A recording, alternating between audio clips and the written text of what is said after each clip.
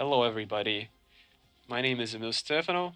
I'm an international master, and today this is round three of the Texas Grand Circuit, first edition. Thank you so much for tuning in. And as you can see clearly, we have the players in the top three boards. So, top three boards, once again, they're playing in a different section. So, they're playing in a different room from the main playing hall, and it truly looks amazing and like we're on the set of Queen's Gambit. So, what we have going on are pretty tough matchups for round three. We have Grandmaster against Grandmaster on first board and second board. So, third board, we have my great friend Zurabi, International Master, playing against Grandmaster Corrales. So, all tough matches on the top three boards. And in a little bit, we'll tune in to the complexity of the positions.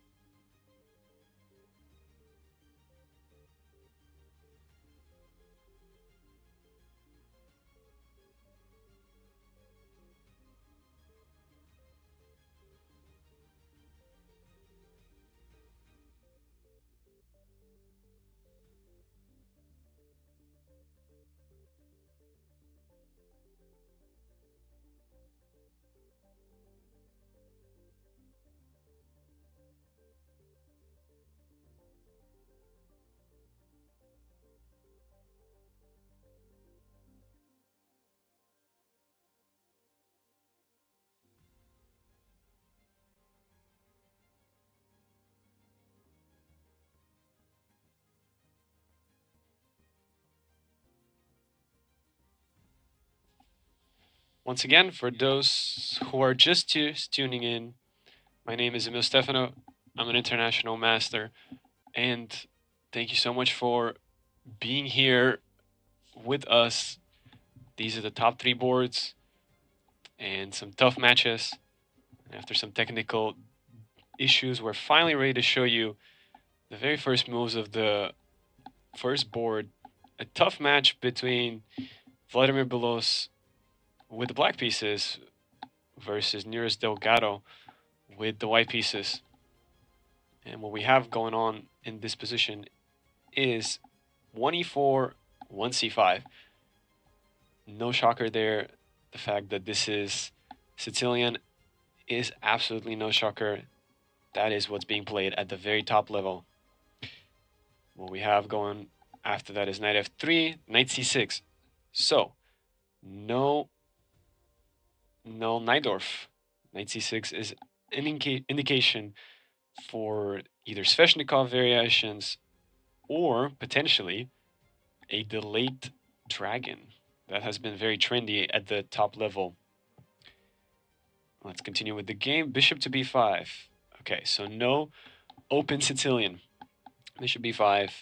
It's just been the top level move at the last however many years, ever since the Fabi versus Magnus World Championship match. Bishop b5 became the most popular response against knight c6.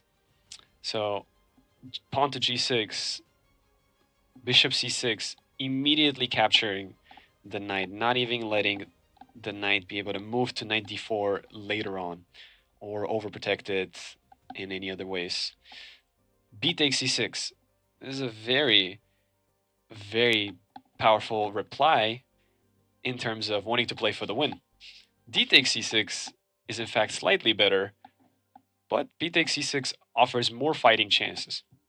So let's see what Neres Delgado did. Short castles, bishop g7, and now very important move, rook e1.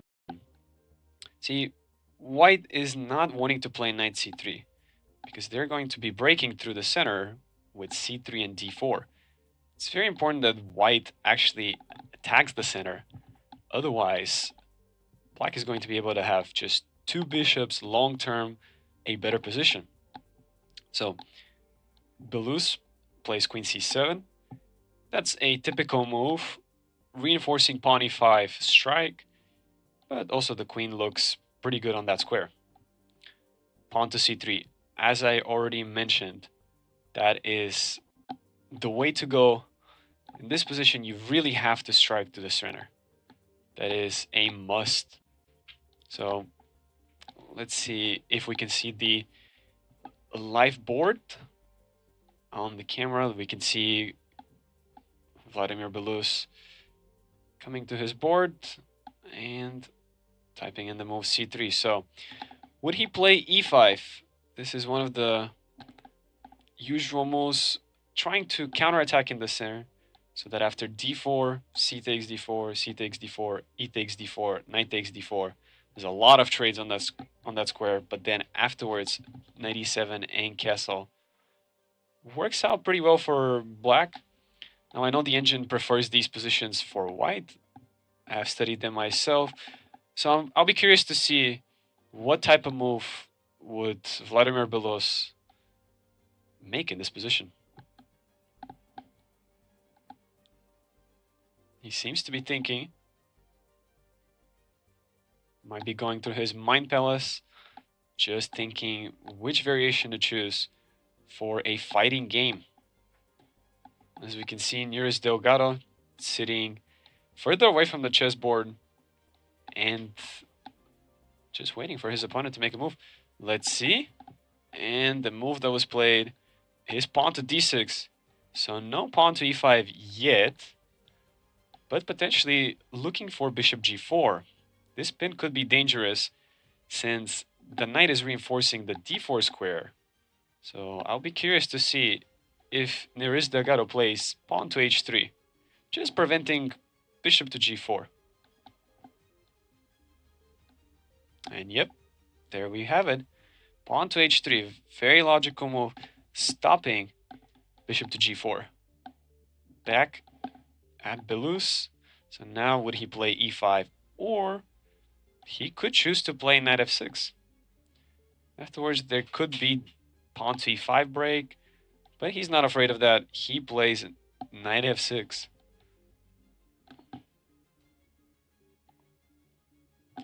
Really, the question now is, do you play d4 or e5? And no questions for Nears Delgado. Plays pawn to d4, striking in the center, c takes d4. I'm going to assume c takes d4 is going to happen. Yep, that's right. And very quick moves from both sides. Castle for black. Okay. Now, the question is, do we play knight c3 or bishop g5? Or do we try to play with knight d2 and then knight f1? That doesn't seem that great. Preferably, we want to place the knight on c3 on an active square. We can see in the distance, International Master Zerabi has just come to his board. Well, maybe we'll take a look in a little bit on board 3 what's going on, or even on board 2, the clash between the other two grandmasters.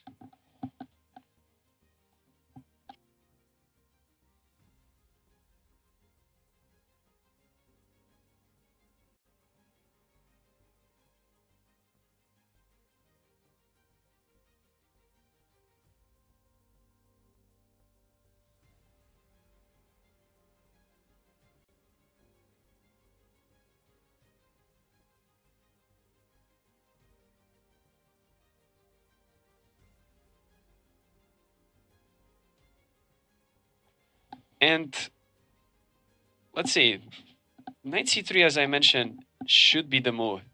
I'm not quite certain what else could there be. Bishop f4, it does seem nice to place the bishop against the queen, but anytime e5 happens, there's going to be knight d5. So really just thinking about knight c3.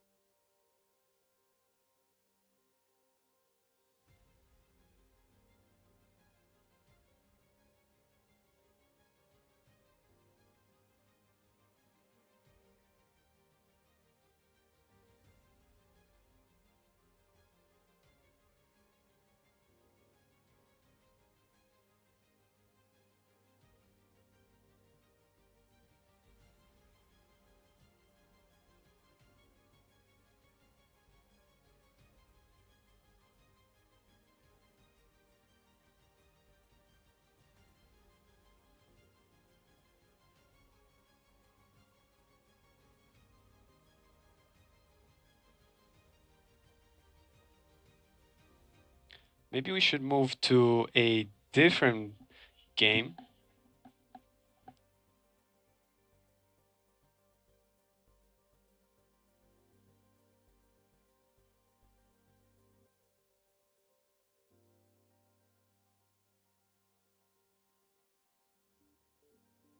Have pawn to d4, and let's see, knight to f6.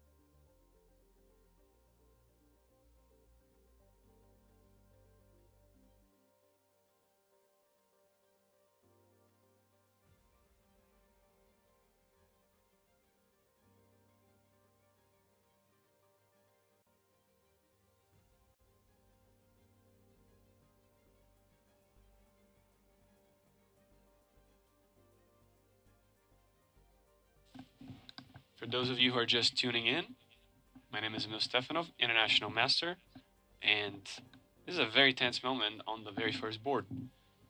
I'm going to bring you back a couple moves before.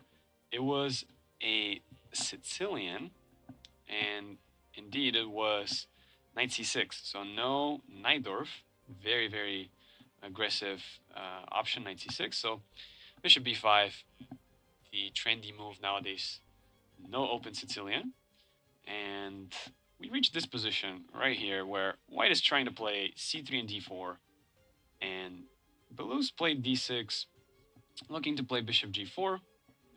Logically, Grandmaster Nearest Delgado played h3 just to block bishop g4 from being an option. Knight f6 from Grandmaster Belouse, and of course d4, striking in the center, and castle. Knight c3, very logical move from white. Bishop to b7 by Grandmaster Belouse. Of course, this bishop didn't really have any capabilities. On f5, there's a pawn. On g4, there's also the h3 pawn covering those squares, and bringing out the bishop to e6 is not that impressive. You could always get hit by d5, but also on e6, the bishop is not really attacking anything. The pawn on a2 is well defended. So bishop b7, a very logical move, followed up by bishop g5. Makes sense to try to put pressure on this pawn on e7, potentially put pressure on the knight as well. And if h6, well, that could always be a target for later on. Maybe we could just go back bishop e3, queen d2, try to attack that pawn that could become a weakness. So in the meantime, after bishop g5, let's see what Grandmaster Belouse does. And he plays c5, as you can see, striking in the center, opening up this bishop, but the e4 pawn is well guarded. And there's a lot of moves to consider now. There's pawn to d5, trying to lock the bishop on b7. So that could be one possibility. And then we get a Bengo style position.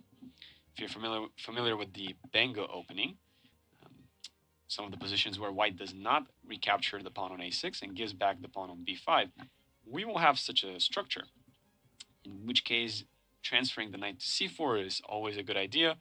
But of course, black will be able to play bishop a6, blocking that idea for white.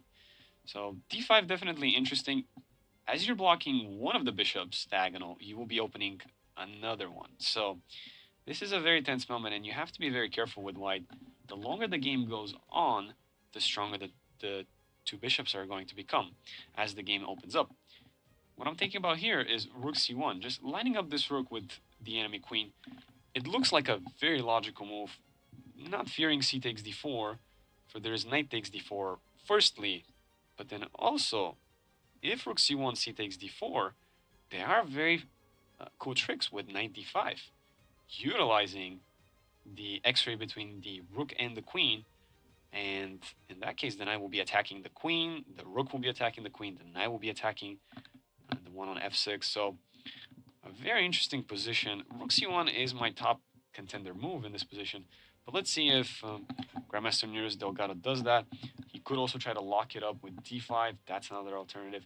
D takes c5, just trading, does not seem like the most impressive move to me, simply because there's queen takes c5, and white didn't really achieve anything. So rook c1, I would love to see this move, just bringing another piece into the game. And then d takes c5 will be a threat, because after queen takes d5, there's knight to d5. Again, this x-ray between the rook and the queen is very powerful. In the meantime, while we're waiting for Grandmaster Nearest Delgado, let's go ahead and take a look at board number 2, which is another Grandmaster challenge. So we have Grandmaster Michael Boyer versus Grandmaster Grigori Kantor. So we have d4, no king's pawn opening, knight f6, c4, pawn to e6, potentially inviting the Nimzo Indian. After knight f3, we have d5. So now we transpose back into Queen's Gambit lines very easily after knight c3. So no Catalan, that's another popular move at the top level, g3. But knight c3 is maybe more challenging, maybe more playing for the win. And after knight c3, c6, so we're now into Meran structures. Now we could get this position from the Slav, and now we've turned this into the semi-Slav.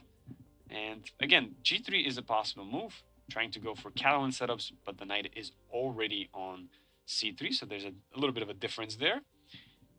Or you could just play with e3 and play normal Moran positions, which is indeed what Grandmaster Michael Boyer does. And after knight bd7, he played bishop to e2. Very interesting. Bishop e2. The main theory is bishop d3, and then after dc4, bishop c4, there's a very, very, very long theory. But bishop e2 is a very interesting move because if you play d takes c4, if you play d takes c4, you're actually not attacking my bishop. So therefore, I don't have to take the pawn right away. So if you play dc4, maybe I could play a4, block you from playing b5, reinforcing the pawn, and then just pick it up with my knight. I know it looks a little bit weird, but maybe this could be some home preparation by Grandmaster Michael Boyer. So a very, very, very interesting move indeed. Let's see how Grandmaster Gurley Kantor responded after bishop d6. Yeah, he didn't want to take the pawn, didn't want to go into the home preparations. Bishop d6, logical move still. Castle and castle for both sides. And now the question is, how does white continue? Queen c2, okay. So trying to look for an option maybe to play b3, b3, and bishop b2. Still not wanting to commit to b3 yet. Potentially there could be e4 and the bishop could come out this way. So now Grandmaster Gurley Kantor played d takes c4. Okay. Very, very interesting. And after pawn to a4, this is it. I think this will be the plan. Knight d2, knight c4. So very, very interesting indeed. We'll have to catch up with this game in a little bit because we do have some developments on board one. So we will jump right back into board one, the top match. So last time we left it at this position over here. After bishop g5, we saw c5, attempting to break through in the center, and we got to see rook c1 played. So now again, Vladimir Belus has to be very careful in what he does in this position.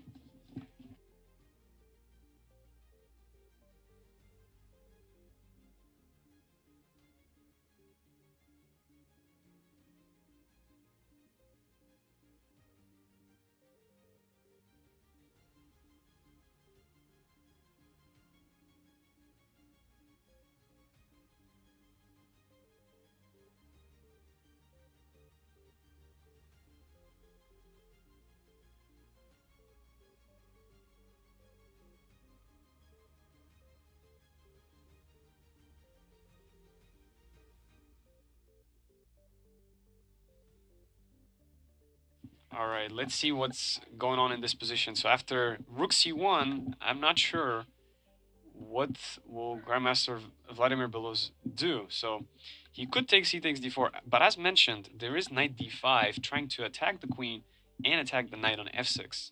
So another option is to play rook a c8, but again, the same problem is after dc4, dc5, there's queen takes c5. Knight d5 is once again a possibility. If queen takes c1, there is simply bishop takes c1. So a tough position for Grandmaster Belus. Not exactly sure what he will do. Queen a5 seems to be running away from the x-ray. That might be a good option.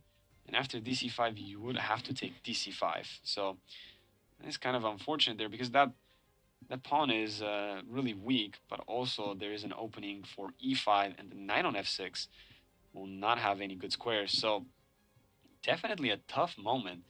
Not exactly sure what Grandmaster Vladimir Belus does. But as we can see in the distance, we have board 3, International Master Zurab Javahadze versus Grandmaster Fidel Corrales. So let's go to that game and let's see what development has happened there. So Zurab plays knight f3, similar to round 1, knight f6, pawn to g3. So again, Neo-Catalan setup.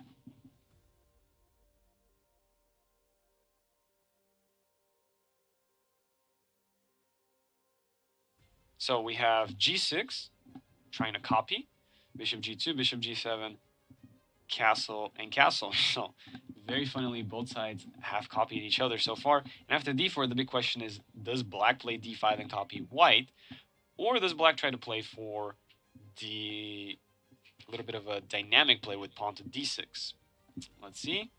Pawn to d6 indeed. So now we are going to have a battle on our hands. If pawn to d5, then we would have had a symmetrical position, and it's really tough to win in those symmetrical positions. So it makes sense why Grandmaster Fidel Corrales plays pawn to d6, tries to play for the win. So we have c4 from my friend Zurab, and after c6, we are approaching some King's Indian positions. After knight c3, you're going to see white will potentially be able to play e4, trying to go for the center, and black was probably going to play knight bd7 and e5. And we're just going to have a King's Indian setup with Fianchetto bishop already on g2. Queen a5, that is a very peculiar move. This also supports pawn e5, puts some pressure on the knight, but at the end of the day, there could be bishop d2 just trying to attack the queen through this x-ray. So a little bit of a mysterious move to me. Queen c7 was definitely another alternative and a possibility, still supporting pawn to e5, pawn break in the center, but queen a5, an interesting move indeed. So let's see what Zurab is going to do in this position. In board one, we'll go back to board one. It is a tough position, as I mentioned. This is where we left it off, and it's not an easy moment for Grandmaster Vladimir Belus. His options are not that great looking, because knight d5 after d takes c5 is always going to be a big problem due to the position of the rook with the queen. So tough moment, and we'll see how he deals with it.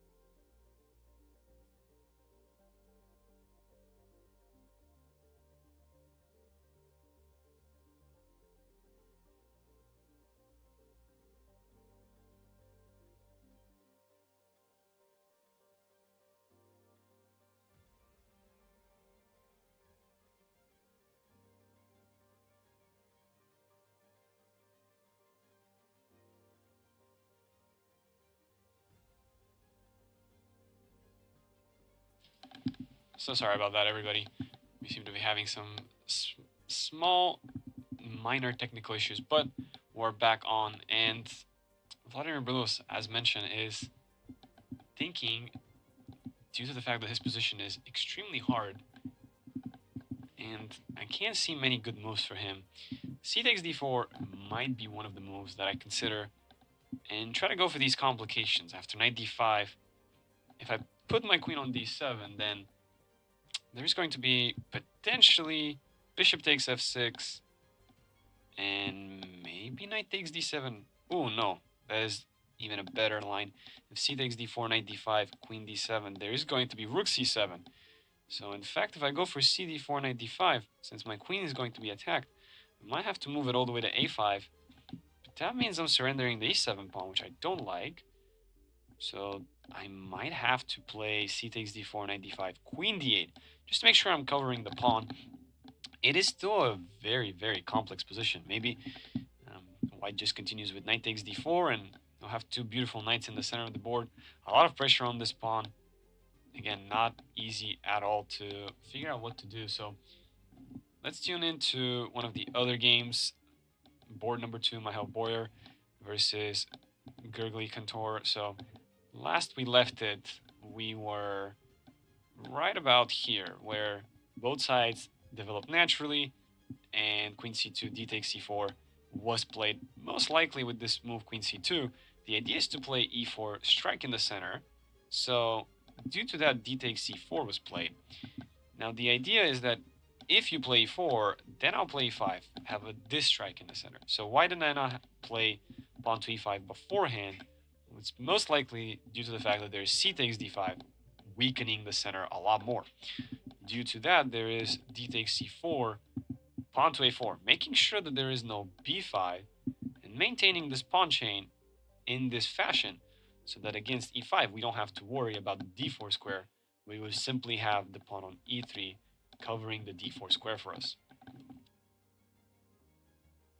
So after the move a4, what happened is there is pawn to c5, attacking the center with the c pawn instead of pawn to e5, which could have also tried to open up the bishop. Now with c5, what black is trying to do is they're trying to keep the position mostly mirrored. After white regains the pawn on c4, eventually there's going to be a trade between the c5 and d4 pawns, leaving the pawn structure very, very symmetrically. So, in this position, I'm not entirely sure what would Grandmaster Michael Boyer do. So, very, very interesting indeed. I'm not quite sure. And bishop c4 does seem like a logical move.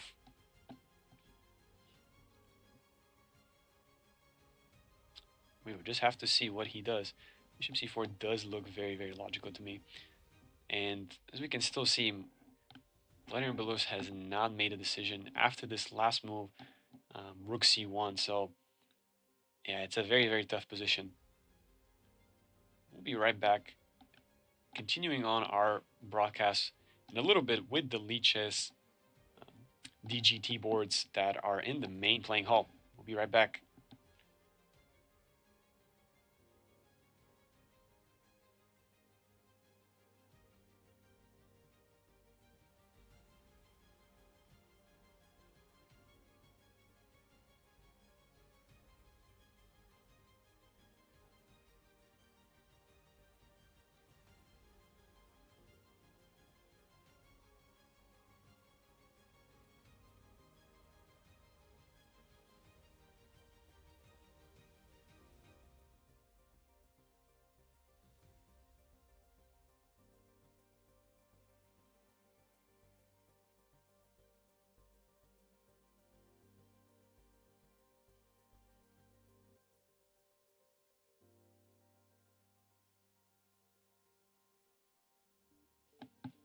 All right, we had some development, and let's see the development that happened on board one. So we saw Vladimir Belus make a move and stand up. So let's go tune into this game, and let's see. The move was, in fact, let's go all the way back to the action, and the move was indeed c takes d4. Okay, so it is the move that I kind of predicted. If you're just tuning in, my name is Emil Stefanov, International Master. I'm here to commentate on the games and hopefully bring you some clarity into the positions. So c takes d4. Of course, that does open up the rook towards the queen. So we could potentially play knight to d5. And with this move, we will be attacking the queen not just with our knight, but with the rook. So essentially forcing the queen to move. Otherwise, it would just be lost. So let's see. After knight d5, queen d7, we already talked about this a little bit, but there is rook c7, attacking the queen and attacking the bishop. So I'm anticipating the move queen d8 to be played to still keep defending the pawn on e7. And after knight d5, queen d8, I'm anticipating, if we get to that position, maybe something along the lines of bishop f6, trying to double the pawn structure on the king side, followed up with some knight takes d4. It does look very enticing for white. Indeed, Grandmaster Neres Delgado, I would assume, is in a very good position. Let's see, he's thinking how to proceed. Other than knight d5, I'm not sure what else he would play. And let's see. Yep, exactly. We just saw right now. The move is indeed knight d5. Just attacking the queen on c7, as we can see. So, very, very logical. Now, I'm curious to see where Grandmaster Belus will play. Would he play queen to d8, or would he play queen to a5? That is the biggest question right now that we have on our minds. I'm not entirely sure where he would place the queen. So queen d8 will defend the pawn on e7, but queen a5 is a little bit more aggressive in the sense that it is attacking the a2 pawn. So if Vladimir Belus is looking for counterplay, this will be a great move. And in fact, he has just played it and he stood up. So, wow, queen a5. No thinking about queen to d8 in this position, playing passively. He says, I'm going to play queen a5. Just go for offense. Wow, okay. So, very, very chaotic indeed. So, this pawn on e7 is indeed hanging. So, I'm assuming we're going to see knight takes e7. And that's going to be a check, so king h8 is only the only legal move in that position. And maybe the knight will reroute back through c6 with the help of the rook. Potentially also the pawn on d4 is hanging. Knight takes d4 is a possibility, but let's not forget that the e4 pawn then will be hanging. So there's quite a lot of things since the bishop will be open. So quite a lot of things to consider. If knight e7, king h8, now the game becomes very open. If you play a3 to protect the a2 pawn, you're losing the e4 pawn. You will be regaining the d4 pawn, but man, is it a lot of complications. And again, the more the board opens up, the more these two bishops will be dominant. So the knights have to be utilized in a very good manner. So after knight e7, king h8, I'm assuming we're going to see knight c6 indeed. So while Grandmaster Nearest Delgado is thinking, we'll go and tune into the third board, Zurabi versus Grandmaster Fido Corrales. So last time we left it off, in this position right here with queen to a5. Zurabi decided to follow up with e4, and now we get e5. So again, that was kind of the idea behind this mysterious move, queen a5. Black could have very well played queen to c7 and doing the same exact thing, but queen a5, okay, a little bit of a mysterious move, just trying to maybe put some pressure on the knight as well. So we get queen to a5, e4, e5, and now Zerabi plays h3. So a very logical move, just covering the g4 square, making sure that there's no piece that can jump on that square. So very, very typical move in these positions. And we have knight bd7, again, very typical development. The only thing that I'm not sure about is what is the queen on a5 doing? Usually the queen is sitting on c7, so this is very interesting. Sometimes it could also be sitting on the e7 square, but usually the rook is on that file, a potential opening of that file. So very, very interesting. Bishop e3, an extremely logical move, no questions asked. Essentially, the bishop is developing, helping the queen and rooks connect, and also reinforcing the pawn on d4 even more. So we have e takes d4, bishop takes d4. I was going to say knight takes d4. It is a very interesting move, but indeed, Zerabi played bishop takes d4. So after a little bit of thought process, as we can see, he spent a good majority there, about 8 minutes, deciding if he wants to take with the bishop or if he wants to take with the knight. So um, yeah, he might have had a very specific reason why bishop takes d4 was the move he wanted to play, potentially putting more pressure on the bishop on g7, looking for that trade.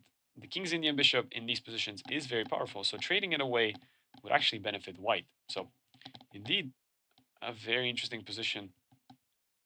And maybe in a little bit, we can show you the other DGT boards that are being played in the main hall. Once again, these top three boards are being played in a separate room. So in a little bit, we will try to show you the rest of the DGT boards that are happening in round three.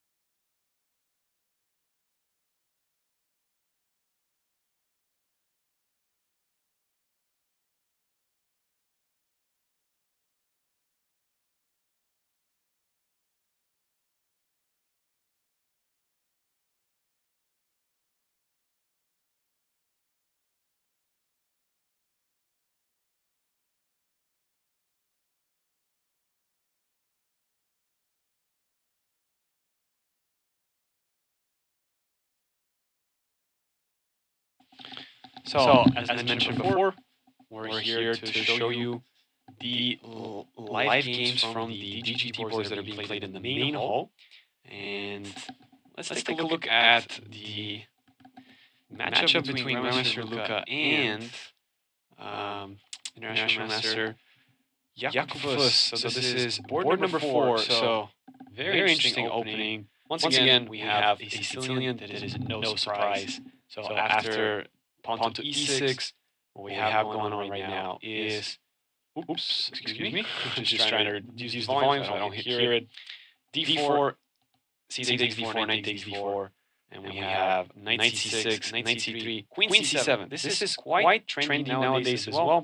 The other trendy line in this variation is knight F6, just trying to play the 4 knights Sicilian. So there's a lot of transpositions that could happen after knight D5, D6, bishop F4. We get the Sveshnikov variation. And there's also other possibilities for white, like knight takes C6 and following up with E5, knight E4. Very, very complex positions after that.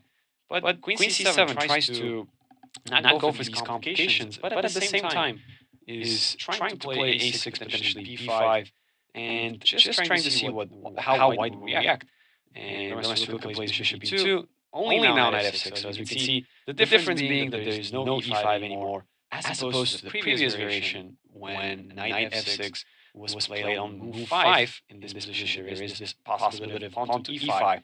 But with queen C7, bishop 2, now as you can see, that is the biggest difference, that there is no knight takes C6 followed up with E5, since the queen is attacking the E5 square. And guys, for those of you who are watching, if you have any questions, feel free to drop them into the comment section. I will be able to read them and respond promptly.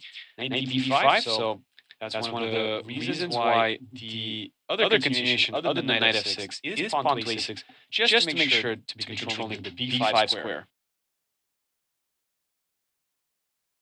So knight F6, however, was played knight D5, queen B8, and now a very aggressive move by Grandmaster Luca F4.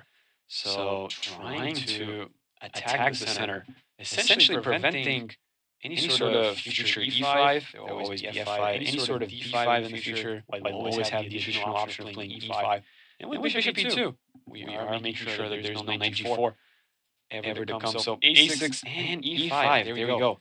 Immediately trying to break into the center and essentially not breaking but attacking, counterattacking the knight. And it doesn't have the D5 square because we'll have knight takes D5, and that is going to weaken black's pawn structure. Now white will just need to move their knight out of the way. For example, knight C3 or even knight D4 should be sufficient. So in this position, A takes D5, very logical move, recapturing the knight, and E takes F6, that is what white came to do. Also attacking the G7 pawn. Now, if you take G takes F6, I'll take knight takes B5, and have a very strange position where black has more central pawns in a way after D5, but because G takes F6 has been played, this king might not be castling short at all. Now, Jacob played pawn to B4, so very logical move, counterattacking the knight, and we get F takes G7, just counterattacking the rook and bishop, so bishop takes G7, logical. Follow up knight D5. Okay, this knight is a very tricky knight. It doesn't really have the D4 square currently, because there's two pieces attacking that, but it does want to jump to D6, which will be a lovely square, and there will be a check onto the enemy king. So it makes sense why Jacob played pawn to D5, making sure that the white queen is not supporting the D6 square. In this case, there is no knight D6. But after castle, this king again, the question is, does it castle? And Jacob says, yes, I do castle, no problem. But look at Grandmaster Luca's clock. He started the game with an hour and 30 minutes. If we go back all the way to move 1, then we can see he had an hour and 30 minutes. And now, after all the way right here, move 13, he has an hour and 35. What does that tell us? It tells us that this is still his home preparation. And we can see, on the other hand, Jacob Fuss has used 15 minutes of his time, and after bishop d3, you could clearly see things are starting to line up on the king side against black's king. This queen is a little awkward. This knight controls these squares for the queen, so the queen is basically locked in. The bishop on c8 locked in behind his pawn chain, and there's no way to kick out this knight on b5. It is protected, and yeah, very, very tough position indeed for Jacob Fuss, and he played f5 very quickly. But notice this, Grandmaster Luca just continuing to play extremely fast. Pawn to c3, just going to pawn break. I'm not quite sure if that was the best move, but it still seems to be his home preparation. B takes c3, b takes c3, leaving this knight on b5. Of course, this is the pride and joy of White's position. And with this move, White now has additional options with bishop a3, utilizing this diagonal for the bishop. Let's see what the engine says. I will not be shocked if it says White is better in this position. It, believe it or not, is still equal, which to me is kind of a shocker since Grandmaster Luca is still in his home preparation, but very, very interesting. Knight b4, utilizing this X-ray, and that move took quite a lot of time. So as we can see, Jacob had an hour and 13 minutes, and after knight b4, he now is below the hour mark. So time is definitely going to be a problem for him the longer the game goes on. Bishop e3, doesn't care for the light square bishop, and we are reaching essentially the live position, knight d4. Complete equality, and yet Grandmaster Luka has so much more time on the clock. A potential plan for White here could be to try to trade the dark square bishops. If White could trade the dark square bishops, then the knight on d4 or either e5 is going to be extremely powerful. The only problem in White's position is this weak pawn on c3. If this pawn was potentially on b2 or potentially even on b3, doesn't matter, then White has a very good blockade against these pawns already with the minor pieces. So the additional support that the pawn on c3 provides is not that needed since, as you can see, the engine wants to try to put pressure on it with queen c7, make sure that this knight is unable to move from the d4 square. So a very tough position. I know the engine says 0-0. As you can see, the bar is in the middle, but it does not seem easy at all for International Master Jacob Fuss. So we're going to see how this game will develop. Let's move into the next board. We have another Sicilian. This is not a shock. And after this, we have d6. So we will have the Najdorf Sicilian. Indeed, bishop e3. No knight g4 offering a draw. International Master Alexei is trying to play for the win against FIDE Master Zachary. So e5, knight b3, bishop to e6, h3, and knight bd7. So h3 is a little bit of a sideline. The other ways to play is with bishop to e2 or even queen to d3. Looking forward to jump knight d5 as soon as possible. That is one of the other plans in these positions for white. So pretty normal. H3 is the other move, as we can see here, the bar. Just turn on the engine for you. We can see it's complete equality. It is mainline theory in the Najdorf. But what is curious to me is who is going to falter from their prepared lines first. So we have knight bd7, g4, very logical. Rook c8, of course, very, very logical for black. Just trying to put some pressure, especially on the knight on c3. But we have queen d2, so no, not fearing rook takes c3 quite yet. The exchange sacrifice will probably not be as good. And it's quite interesting that white played h3 and g4 and did not continue it with bishop g2, which to me seems like a very logical move to try and reinforce this pawn, reinforce the d5 square. But okay, this is Zachary's preparation. And queen d2, h6. As we can see, it seems like both sides are still in their prep. Both sides haven't lost too much time. Long castle, bishop to e7, f4. Okay, striking on the king side very logically. b5, black is ready to counter strike on the queen side. Extremely typical Najdorf position. Pawn to f5, locking in the board. That was an interesting decision. Maybe we could continue potentially with king b1. Just get away from the x-ray. But f5, this is interesting. It forces the bishop to an only square, which is bishop c4. And now the move king b1 was played. But queen c7, this is all about the strategic dominance. This position is um, very much about who can claim control over the d5 square, who can continue to keep this pawn alive, or if black is able to attack it. Very, very curious. This king, however, it also has some problems. If it ever castles, white is always ready to attack with h4 and g5. So, not entirely sure how this position will develop. This is a very, very complex position. Knight d5 is a typical move in these positions, but after bishop takes d5, e takes d5, you can see that after knight e4, this queen doesn't have, excuse me, this queen doesn't really have as many options as we would like to.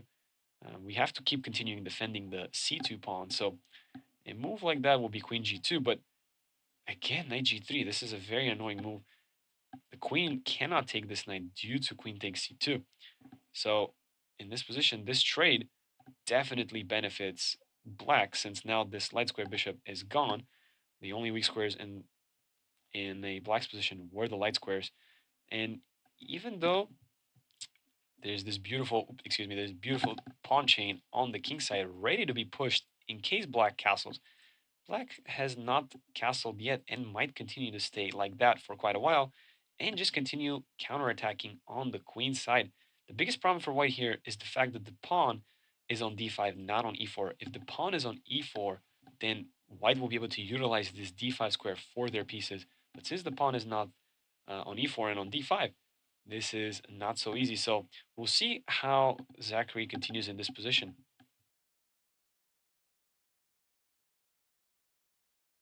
So with that being said, let's move into one of my friends' games, Craig Hilby, with the black pieces playing against international master Eric Lewis. So we have, for the first time, we have not a Sicilian. So very interesting.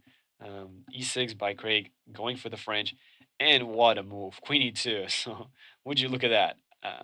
So Eric was probably a little bit late, as we can see with the time clock. And after e6, which was more or less played quickly by Craig, we have a 1 minute thought process, maybe even less, and just queen e2 was played immediately. Very, very peculiar. No d4, no main line French defense. So queen e2 already stopping d5.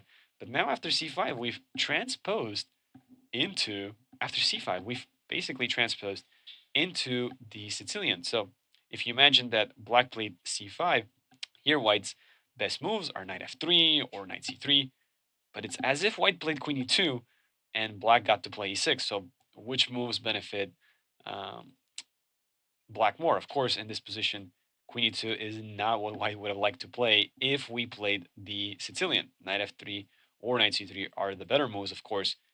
So after e4, e6, queen e2, yes, we're avoiding the French, but we invite the Sicilian, and our queen's just a little bit awkward on e2, as you can see, blocking some of our pieces. So b3, logically trying to get the bishop on b2 on the long diagonal, knight c3, potentially allowing long castle. This could be one of the benefits of moving the queen to e2. So there could be a quick long castle, knight c6, bishop b2, knight g7. As we can see, the game is pretty much even. The knight potentially wanted to go to d4 already, but knight g7 also very, very logical.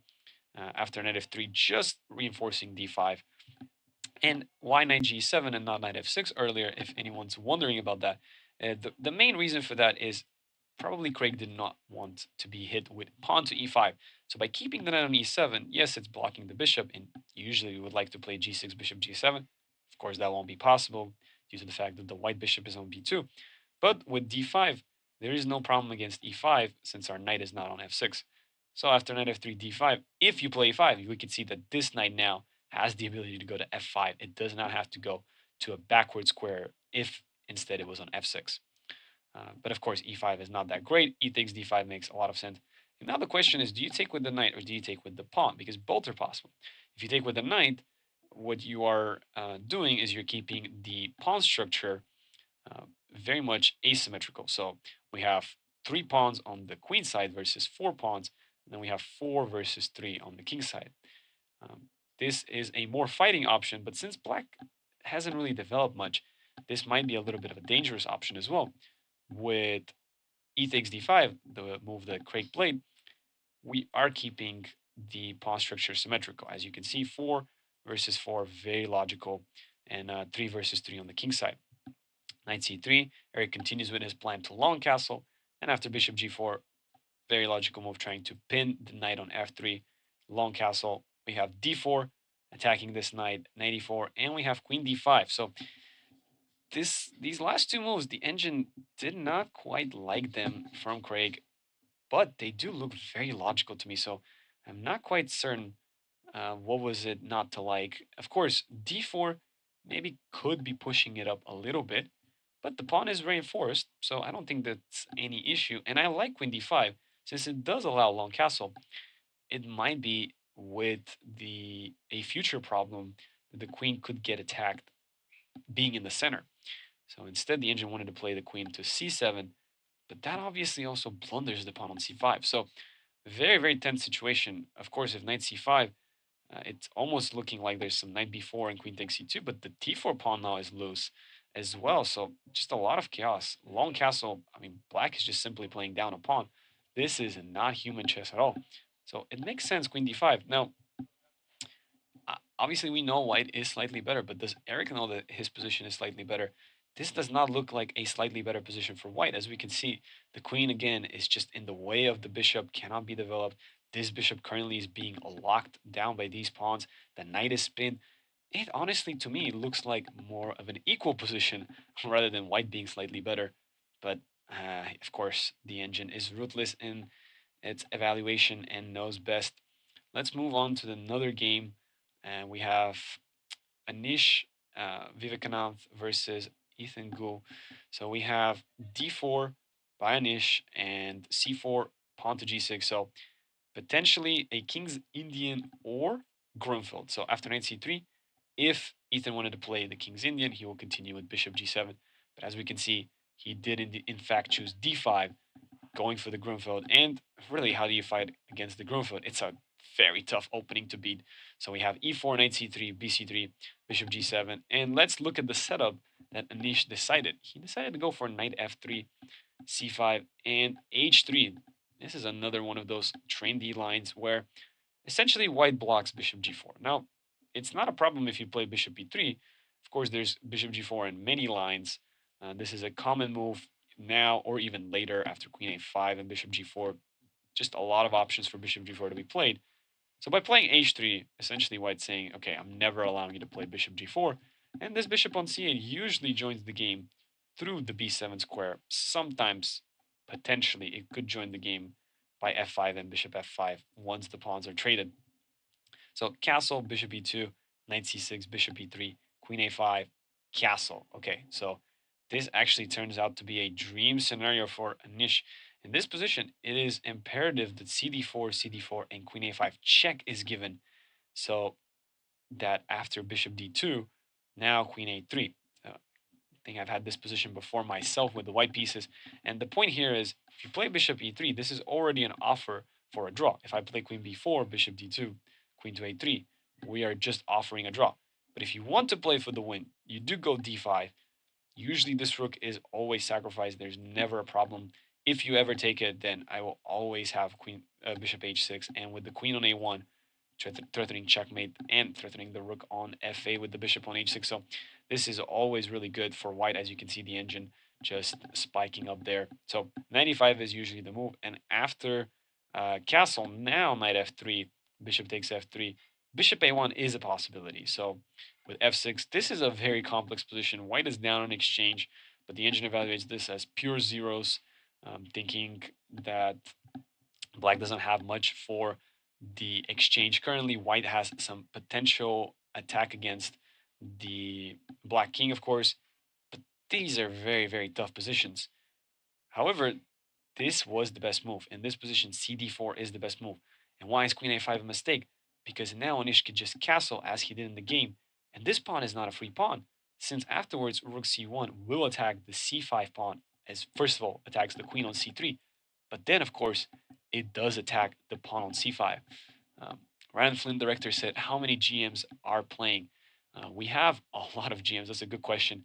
We have currently 5 GMs playing on boards 1 through 3. Those are transmitted on a different DGT, so that's why we are not seeing them on the Lead Chess broadcast. And we see Grandmaster Luca. So we have 6 GMs in this tournament. So quite a big field of GMs, and yeah, in this position, going back to Queen A3, Rook C5, the engine is absolutely loving these positions for White.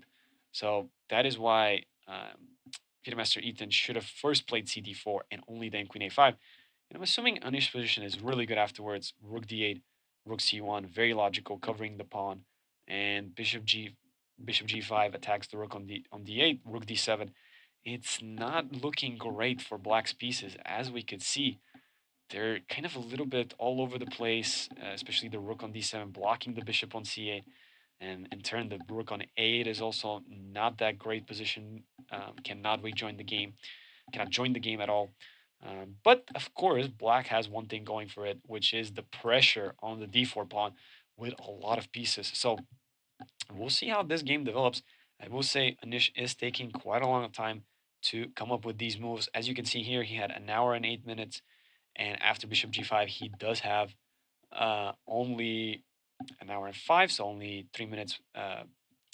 He thought about this move, but here, from an hour and five, already he has thought for more than 10 minutes. Usually, what I tell my students is do not think for more than 15 minutes in a certain position. You're not going to be able to reinvent the wheel, and after 15 minutes, it is extremely hard to come up with new ideas. So, essentially, at this moment, and he should have an idea of what he's playing, and most likely he's just double checking his lines, making sure they work. As we can see by the arrow, the engine does want to play bishop d2. A very good move indeed, because after c takes d4, c takes d4, the bishop will counterattack the queen on a5. Why not bishop e3? Well, for once, I could just go back rook d8, and we could say, you know what, this is just equal. But as you can see by the top engine line, there is also b6, just trying to develop the bishop to a6. So that's why bishop d2, since if we play bishop d2 after b6, now we, because of this pin, we could do our best to try to trap the queen. It's a very, very interesting idea. I have rarely seen this idea in the Grunfeld with a4 and c4 trying to trap the queen on a5. Very, very interesting indeed. So turns out to be a very, very fascinating match. We'll see how Anish continues from this position. Let's look at some of the other live stream boards, and we will jump in a little bit back to the top three boards that are happening. Once again, if you're just tuning in, those three boards are being transmitted digitally. Is a different software being used on them, and the reason for that is because they're in a very, very nice room. They're separated from the main hall, so those top three boards, the players get a lot of privacy, and it just looks fantastic. We'll show you again in a little bit, but it really looks like a set from the Queen's Gambit if you have watched it indeed. And in this position, very, very complex indeed. I'm assuming another Sicilian, and yes, it is another Sicilian. That is the main opening to be played at the top level. Of course, a6 Nidor variation, of course, no shock there. Um, and f3, okay, we have f3. This is not typically seen. It's bishop e3 first, and probably then after f3, but f3 will essentially transpose to bishop b3 and f3. And h5, that is a very stereotypical move, making sure that there's no g4 for any future attacks on the king side. But of course, the pawn is also going to be a little bit weakened later on. So knight d5, jumping right in the center, bishop takes d5, e takes d5. So with this type of pawn structure, what you need to know is Black is in the future looking to play f5, e4, or f5, f4, and e4. So really looking to utilize these four pawns on the king side versus White's three. And in return, as you may imagine, White is trying to do the exact same thing, but on the queen side. So if White could play b4 and c4 and c5, that will be the dream eventually. Also, most of the times this pawn is pushed all the way to a5 to help lock in Black's position on the queen side. So this is where the battle is going to be. Both sides are going to be playing in the center, but also on the respective flank that they are stronger on. So g6, very logical, trying to bring the bishop to g7 and castle. Queen to d2 and knight bd7, bishop e2, bishop g7, castle, castle. So this is a good moment to ask yourself, why is white not long castling? It could be a possibility, but it does bring the game into a quite a chaotic position. So after long castle, white will be playing with king b1, black will be playing with castle, and it will be mayhem on the chessboard. Both sides will be trying to attack each other on the respective flanks.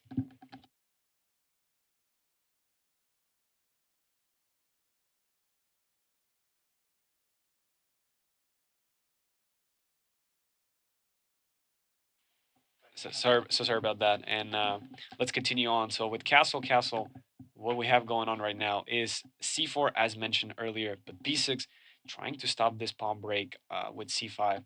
Very logical. Rook c1. The the one thing I don't like about white's position is this knight on b3. So the reason I don't like this is it doesn't have any capabilities to get out of the way in a comfortable manner and allow b4 to happen. So the knight will have to go to a1, as we can see, but that does not look nice. And as we can see, the engine is starting to slide more into black's favor. It's still about equal, but this last move, knight a1, we definitely don't want to place our knight there. But unfortunately, that's kind of what we have to do because we want to play a3, b4, and c5. And the way to do that is just to move the knight out of the way. And earlier, the knight really couldn't do anything. These pawns are just locking him. No forward capabilities for the knight whatsoever. So, uh, yeah, they had to go knight a1, knight c5, and after b3. And this is a very slow approach to try to play a3 and b4. Of course, had there been a3, then a4 will lock down the queen side. So this is looking even worse. But b3, that continues to keep the knight on a1, and I really don't like that. It was probably better to first prioritize bringing the knight into the center of the board, maybe with knight c2. Potentially, the knight might find itself useful, maybe 91, 93, trying to trade it, or potentially could wrap around to b5, put some pressure on d6. It just has more capabilities, maybe bishop g5 and knight e3. There's a lot more capabilities for the knight. But with b3, it looks like the knight is still not quite there. Knight d7, knight c2. Okay, now it's being brought into the game. And b4, oof, not a move that I enjoy in particular. As you can see, the bar dropped down a little bit in black's favor.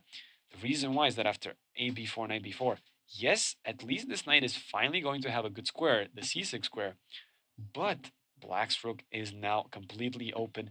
This knight on c5 is forever solidified. There is no pawn that can kick it out. So instead of b4, a3, b4 would have been good, but of course the b3 pawn's hanging. So the engine wants to play rook c1. It is not a fan of rook b1, trying to prepare a3, b4.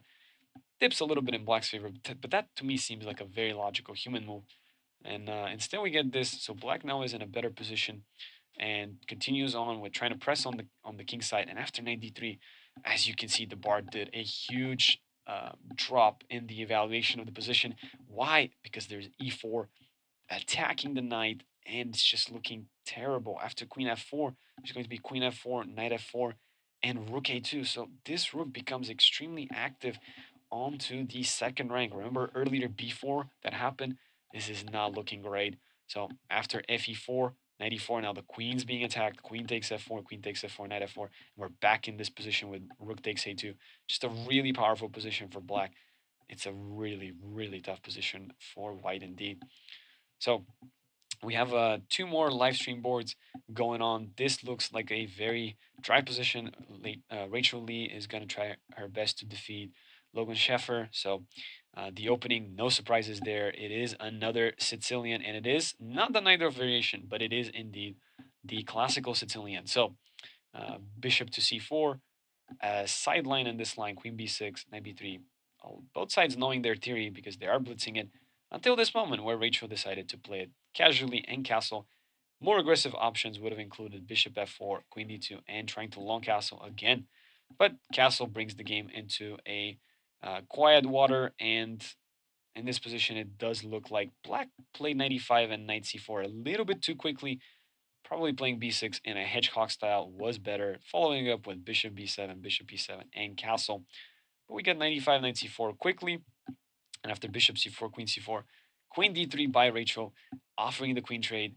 Knight d2 would have been better just to preserve the queens. Remember, in the Sicilian, anytime the queens are traded, majority of the times that is going to benefit black. That's just the way it is in the Sicilian. So after queen d3, after this exchange, we don't really have much to go on. There's one open file. Rachel was trying to utilize it. Maybe there could be some pressure, as we can see with the engine suggesting knight f5, some pressure on the queen side.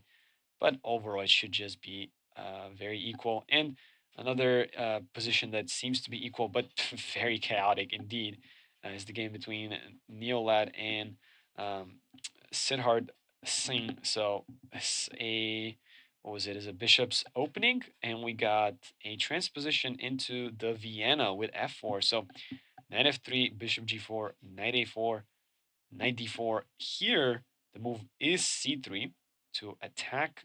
First of all, knight takes c5 and c3. Very good position for white indeed. But what's happening here? Knight takes e4. Is that the correct? I wonder if this is the correct move because I don't know what's happening. The engine is going crazy, and there's a simple move, castle, and both pieces are just hanging. Of course, the idea by black is you cannot take fe4 because your queen's hanging. You cannot take d4 either because I'll trade queens and then I'll play bishop f3. But maybe Sindar just forgot about this castle move and both pieces now are pinned and they're going to be lost. But queen a4 getting away from the pin, but now there's going to be bishop d7. So I'm not sure if we're going to see that move counterattacking the queen, and it's seeming like it's going to be a very equal position, but maybe white's king is going to be slightly weaker than black. Very interesting position. So with that being said, we would go back to the top three boards in a little bit, and I will walk you through those games. Let's see how they have developed.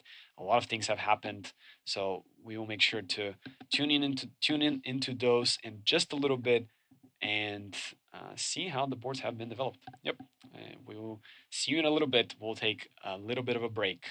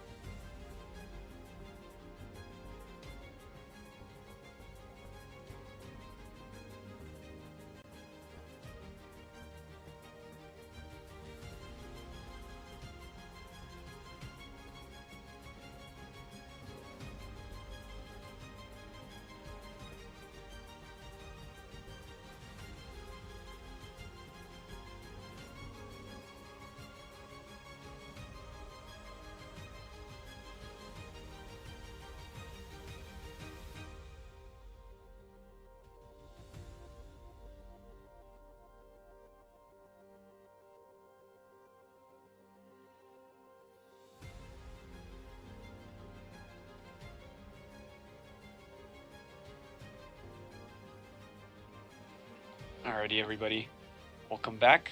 And what we have going on are the top three boards that we're showing you. And live, we know one of the games finished. Of course, these are all on delay.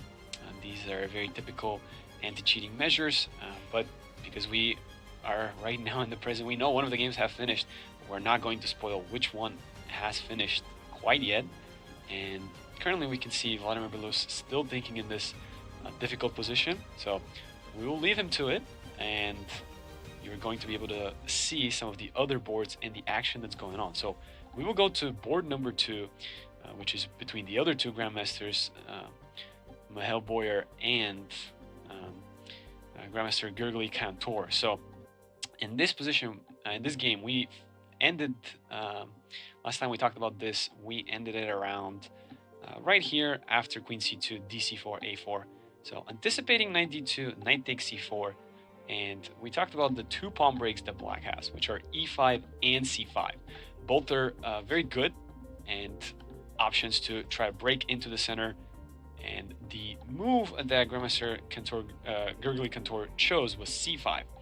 Why C5? Well, if he plays E5, then he does have the option of eventually letting his bishop alive. However, he chose pawn to C5 because with pawn to C5, what we can see happening is trying to go for a mirror position with the pawn. So here the pawn structure will remain symmetrical. As we can see, there's 4 on the king side, and once c takes d4 happens, or even d takes c5, then there will be only 2 pawns here and 2 pawns here on the queen side once the bishop recaptures on c4. So going for more of a symmetrical approach, a safer approach, in fact, indeed. Redemption, is there going to be open section? Redemption, thank you for tuning in into the live stream and being an active chatter on YouTube. Thank you so much. And to answer your question, give some love to open section, all caps. Yes, there is an open section, and it does indeed start tonight. But we will not be broadcasting those games. But in fact, you can check the results on Chess Results. Keep being updated to the open section. But we will be talking about the international section. Redemption, thank you so much for your question. I love the energy. So in this position, after knight d2, which is what I discussed, knight takes c4, very logical move, trying to attack the bishop on d6. And let's see how the game revolved after c takes d4, e takes d4. Of course, black would like to protect the pawn, but it's being attacked by 2 pieces, so it's not going to be possible. So after bishop f4, an idea to try to trade the bishops. After knight takes c4, which could have been a possible move, the bishops would have been traded. And to be honest, I didn't see anything wrong with white's position. The bishop was underdeveloped already, so trading it would have been fine. But instead we see this mysterious move h3. We could try to figure out what the idea with this move is.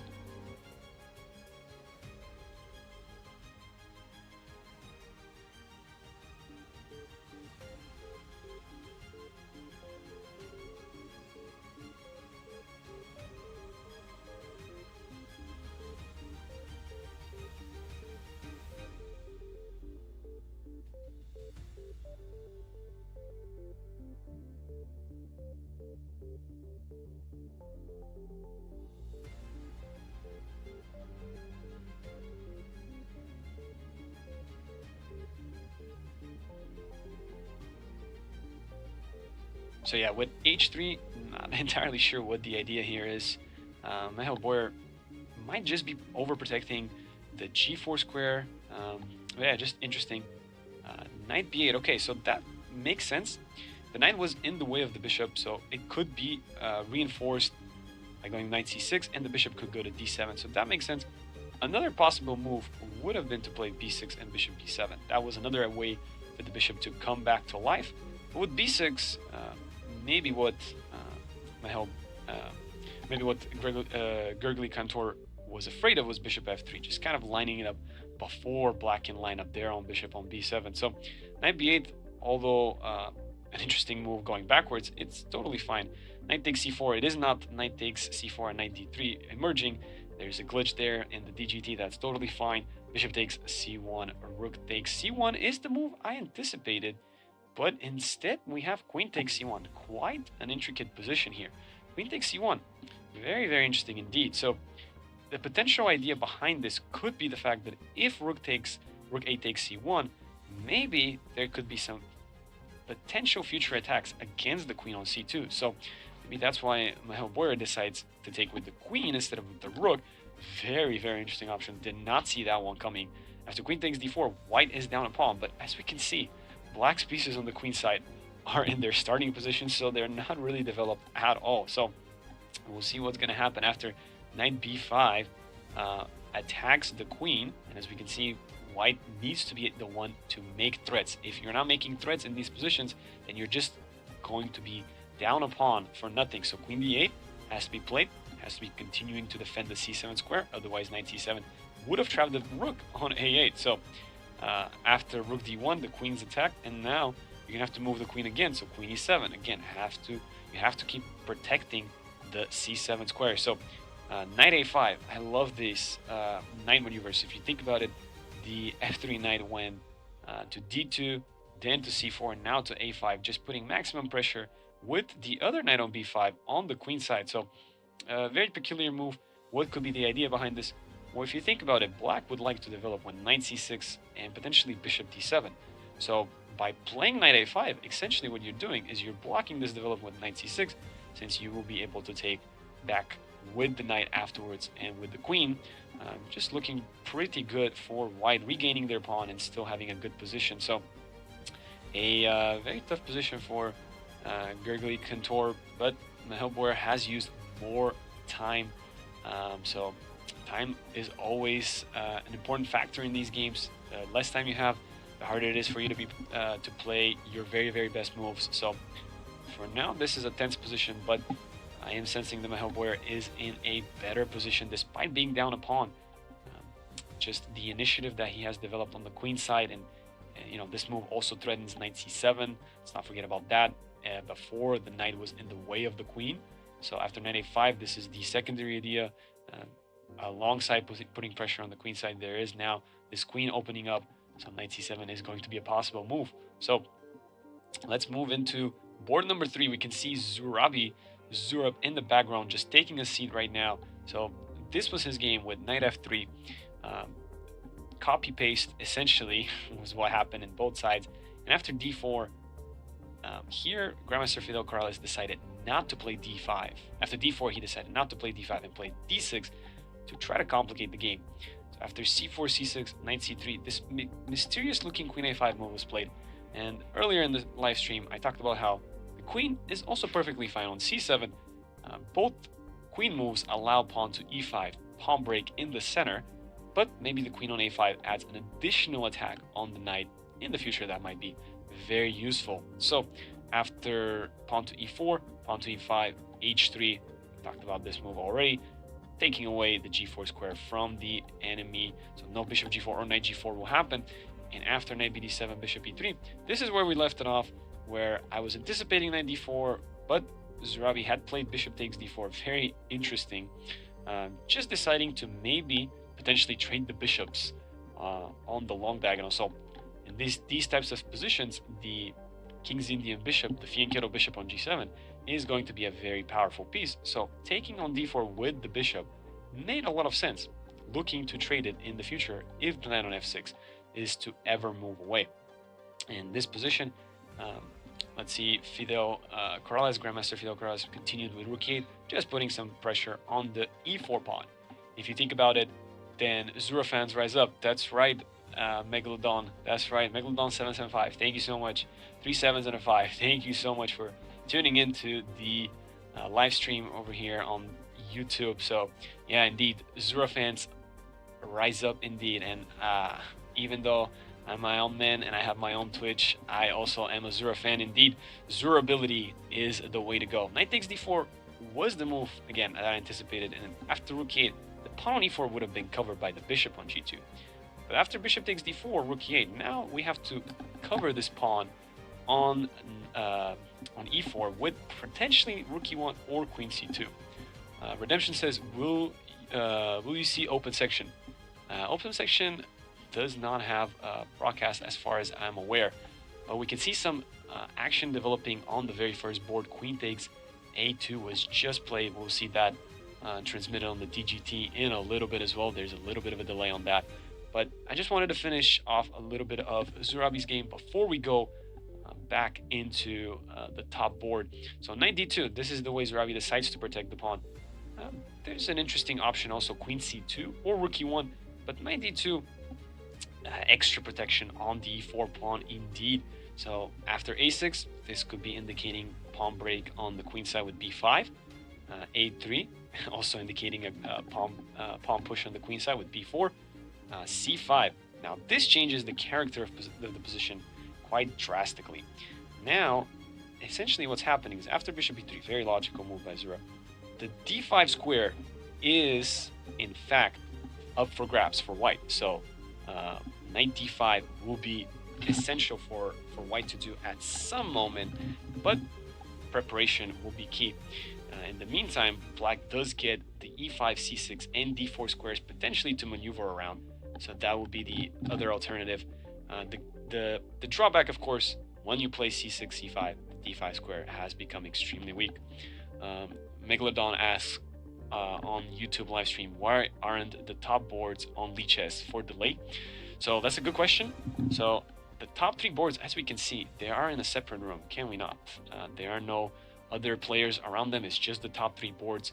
So in fact, they are in a very private area. So the top three boards are also DGT, but are using a little bit of a different system, and so that is why they're not on the Lichess broadcast, and they are in fact separated. So if you tune into the live stream, we will be covering those as we are covering them right now, keeping you updated. And of course, we go back and forth between those three boards and the Lichess broadcast, the other boards that are DGTs.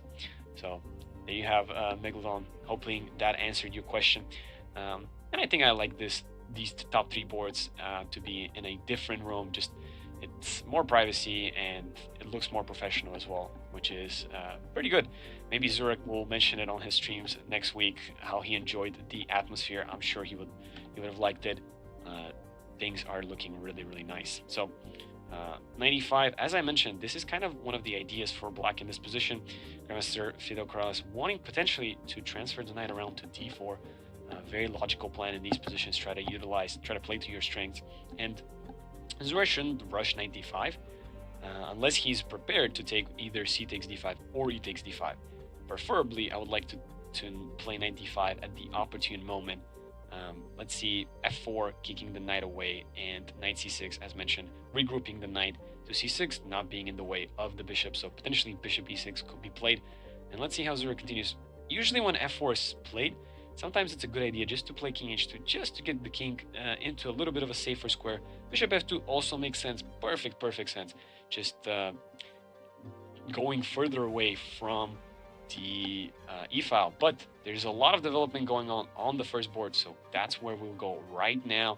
As we're going to see, earlier I mentioned that one of the boards is going to be finishing in a little bit, and spoiler alert, it could be the very first board right here. So as we can see, these are the last moves that have been played. Knight g5, just going in for the checkmate threat, and after h6, giving up the pawn, but there could be king h7. The move that was played, the killer move by Grandmaster Nuris Delgado, is knight d8. This is a very powerful move. Both knights are attacking the f7 square. Now, there is a checkmate threat. Knight takes f7 is indeed a checkmate threat, and if rook takes d8 to prevent that checkmate threat, then there is bishop takes d8. So after rook takes d8, bishop takes d8, queen takes d8. Now this will be a simple fork, knight takes f7, checking the king and the queen. So in this situation, rook takes d8 will not be sufficient, because after bishop takes d8, this will still attack the queen. White will be up on exchange, and knight takes f7 will happen. But h takes g5 is a move to be played. But why is this not a good move? Well, if you play h takes g5, that does open up the h file against your king, and luckily we do have our queen being able to come through f4 and h4. But you might be asking, hold up, International Master Emil Stefano, what happens after h takes g4, h takes g5, queen f4? I'll just take your queen. Well, of course, after h takes g5, we will first play knight takes f7 check. leaving the king with only one square. And then after knight g5, leaving the king again to go to h8. And then we will transition with queen f4 and queen h4. And this will be very much game over. And as you can see, Vladimir Belus resigns. Impossible for him to defend in this position. And they're going to sign the score sheet. The lines were not even played out. At this level in chess, you don't need to play out these moves. They are very obvious to the grandmasters. And what a devastating defeat for Vladimir Belus. Just very, very tough round for him. But in all honesty, he had plenty of opportunities where he could have done slightly better.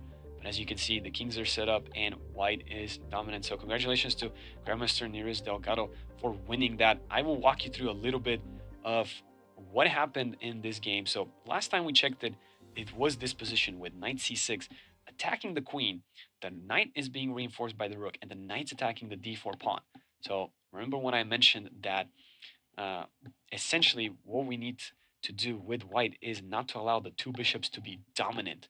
Well, in this situation, the knights are doing everything possible to prevent that. So the knight is attacking the d4 pawn, and after queen takes a2, because the queen was being attacked, there was queen takes d4. Now, as mentioned, here Vladimir Belus could have done better after 98.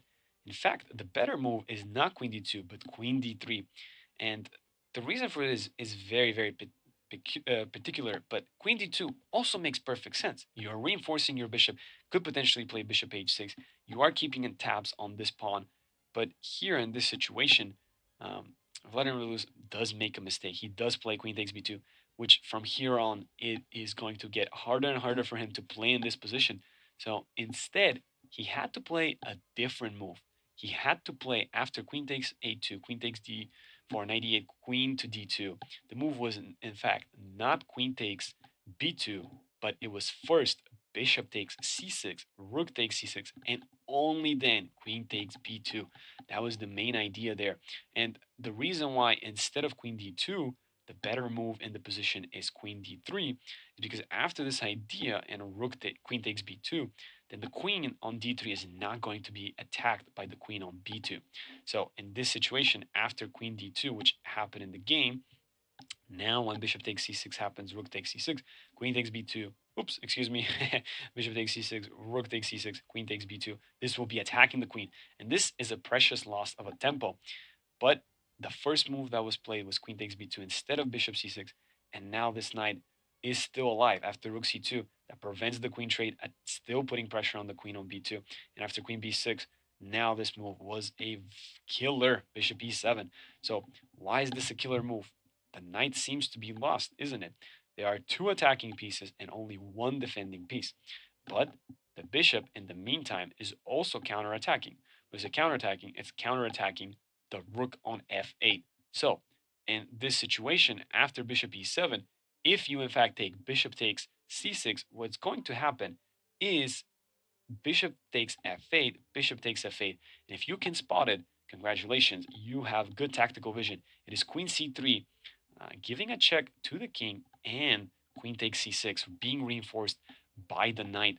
So, by the rook, excuse me. So, white will be up on exchange. So, because of that, Grandmaster Belus decided to play rook g8. But this is even worse because after knight g5, this is such a deadly threat. And after knight f7, this will be, in fact, game over. So after h6, giving the king some square, this is very much the last move that we saw. Knight d8. Again, the players ended the game here. Belus resigned. There is just unstoppable ways. No way to block the oncoming checkmate.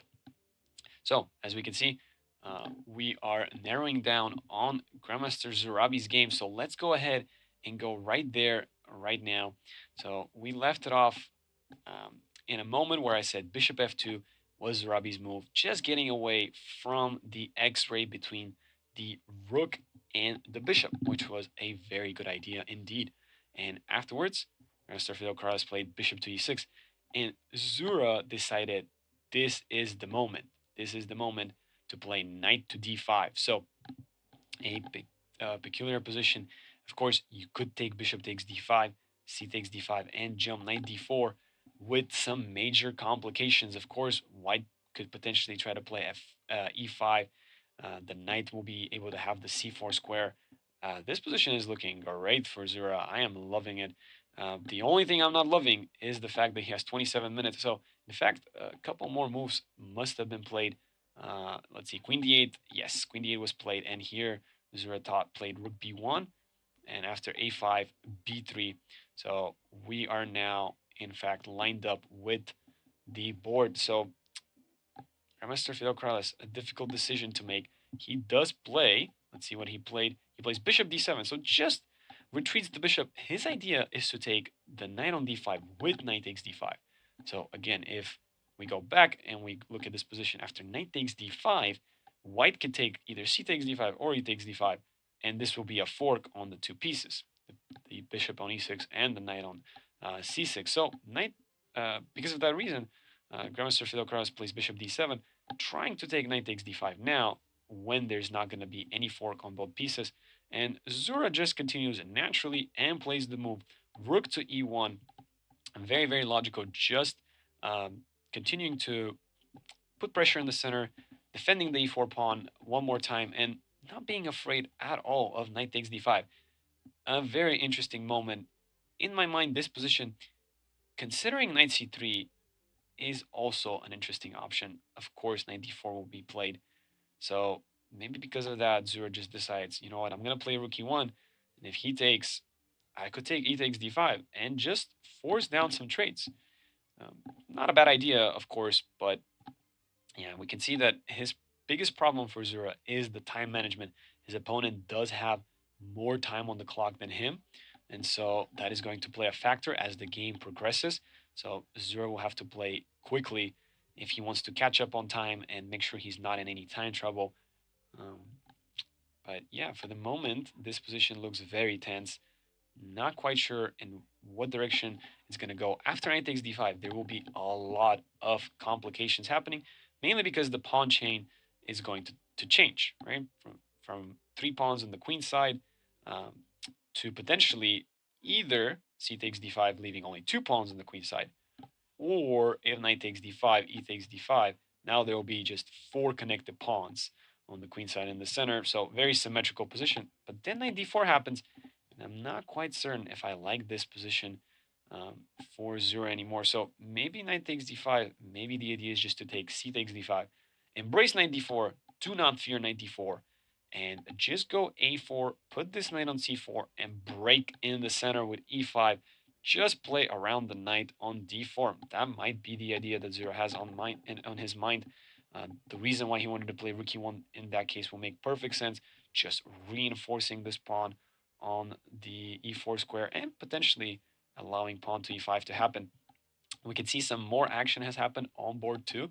So we can jump right there right now. So we see that we left the board somewhere around knight b5 and knight a5. We left it right about here. So knight a5 was played, and we could see that knight d5 was played, and after bishop f3, putting pressure on the knight. First of all, why was knight d5 played? It's pretty logical, just overprotecting the c7 square, so there is no knight c7 funky business. So after bishop f3, then we get knight a6, and bishop takes d5 right away was played, as we just saw. So knight a6 was still covering the c7 square, and I'm not quite certain what we're thinking on here for Grandmaster Gurgly Contour, because last time I checked, we just lost the piece. So if we don't play e takes d5, we will be down a piece. Maybe, potentially, he could be thinking about queen b4, counterattacking the enemy knight. But of course, that was not the greatest move there. So e takes d5, very logical. And now the question is, what is going to happen? We can see Zura in the background enjoying a cup of coffee, maybe a cup of tea. Not quite certain what it is, but yeah, just already having played his move, he seems pretty confident in his position, despite the fact that he has 27 minutes left on the clock. So, pretty interesting. How would white continue in this position? Now, the knight on a5 is starting to look very limited in its capabilities. It was placed there very nicely before because it was putting some pressure on the queen side, but now it's seeming like it's not necessarily where it wants to be. So you can see squares are being taken. Rook takes d5 should be the first move that we consider, but after bishop e6, this is looking more and more like black is going to be in control, and we can see rook takes d5 played, so it makes perfect sense regaining the pawn. But what happened now is black is the one who has the bishop, so bishop is a long range piece and is going to benefit play on both sides. The knights, kind of hard to play on both sides. They need a lot of time to get from one side of the board to the other, and now they're kind of conglomerated on the queen side. So unless something happens there, it's going to be very hard for Grandmaster Michael Boyer to claim his initiative. He still is slightly more developed, but after the very logical move Bishop e6, I don't see how he can continue to put pressure on Black's position. Everything seems to be defended. Potentially Rook e5 could be played to try to keep this um, Bishop under wrap while it's being pinned by the Rook, but yeah, hard to say. Bishop e6, potentially Queen e3 could be a move, but then Queen b4 will dodge the pin and make a threat on the knight. So indeed, very complex position, and not quite sure how it will pan out. I'm assuming this could head towards the draw territory, but it could also very much see if Black can reestablish his pieces in a good manner. Then definitely with the bishop, I will prefer to be with the black pieces because we do get play on both sides. The good news for white is that there are only 5 pawns left on the board, and if you can trade all 4 on the queen side, then playing on only one side of the board is going to be more dominant for the knights. So there shouldn't be any problems there. But top 2 boards, both players with the black pieces are thinking and not quite certain what they're going to do. So we will take a short little break. Thank you so much for hanging on in the live stream. We'll take a short little break and we'll be right back.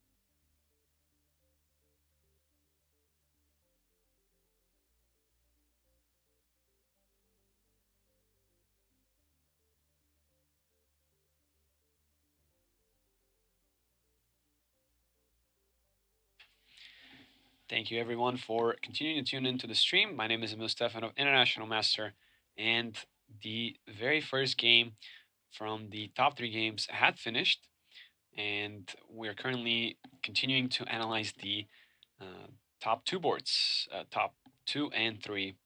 So we have here, as we can see, Grandmaster Zurab Javahadze from Georgia versus Grandmaster Fidel Corrales. So currently what we have is board number two, but we will go to board number three and we will go to their position.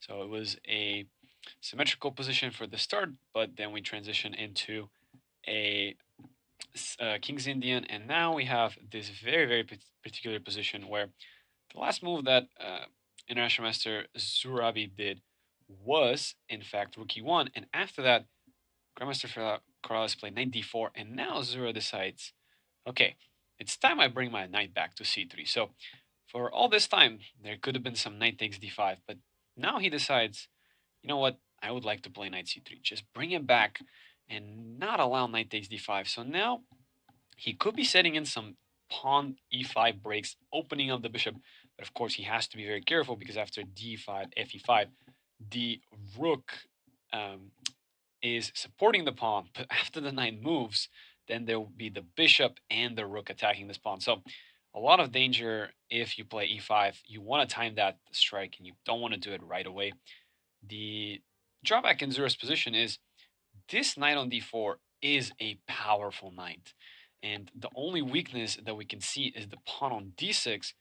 But this pawn, we can't really get to it now that there's a knight on d4. So not liking Zura's position as much, I will have to admit that. And he only has 22 minutes and 51 seconds. And as we can see, Grandmaster Fidel Corrales, his time is ticking away, but he has more time, so he can take his time thinking through the position and just looking what to play. There could be a plan to play b5 or a5, a4, just trying to expand on the queen side. I'm not quite sure what else is there, and we see him playing the move bishop to c6. So just saying, you know what, I'm going to put maximum pressure on the pawn, not let you play e5 whatsoever, because I will be trading your bishop on g2. So things are starting to turn. Now, I never want to see bishop takes d4, so I'm hoping Zura does not play that indeed. Yes, we will get rid of the knight on d4, but we will only bring more trouble onto ourselves because we've already played f4 and g3, weakened a lot of our dark squares. The opponent will be left with a dark square bishop, very, very powerful. So, in fact, in this position, what I'm thinking Zura should probably play is king h2, just kind of get the king to safety. This pawn for the time being is quadruple guarded, so we will not be losing it anytime soon. So king h2 looks like a very logical move to me. Just tuck the king into the corner. Make sure that it's not on this diagonal that could potentially be in danger. Also, the king does support these pawns. Just a nice prophylactic move, making sure the king is safe. Other moves could include playing b4, just trying to strike on the queen side. And with b4, what we're really looking forward to is playing b5, kicking this bishop away from the c6 square, and basically locking down the queen side. Now, b4 is a very, very, very, very crucial move indeed, because after a b4, the position is going to start opening up.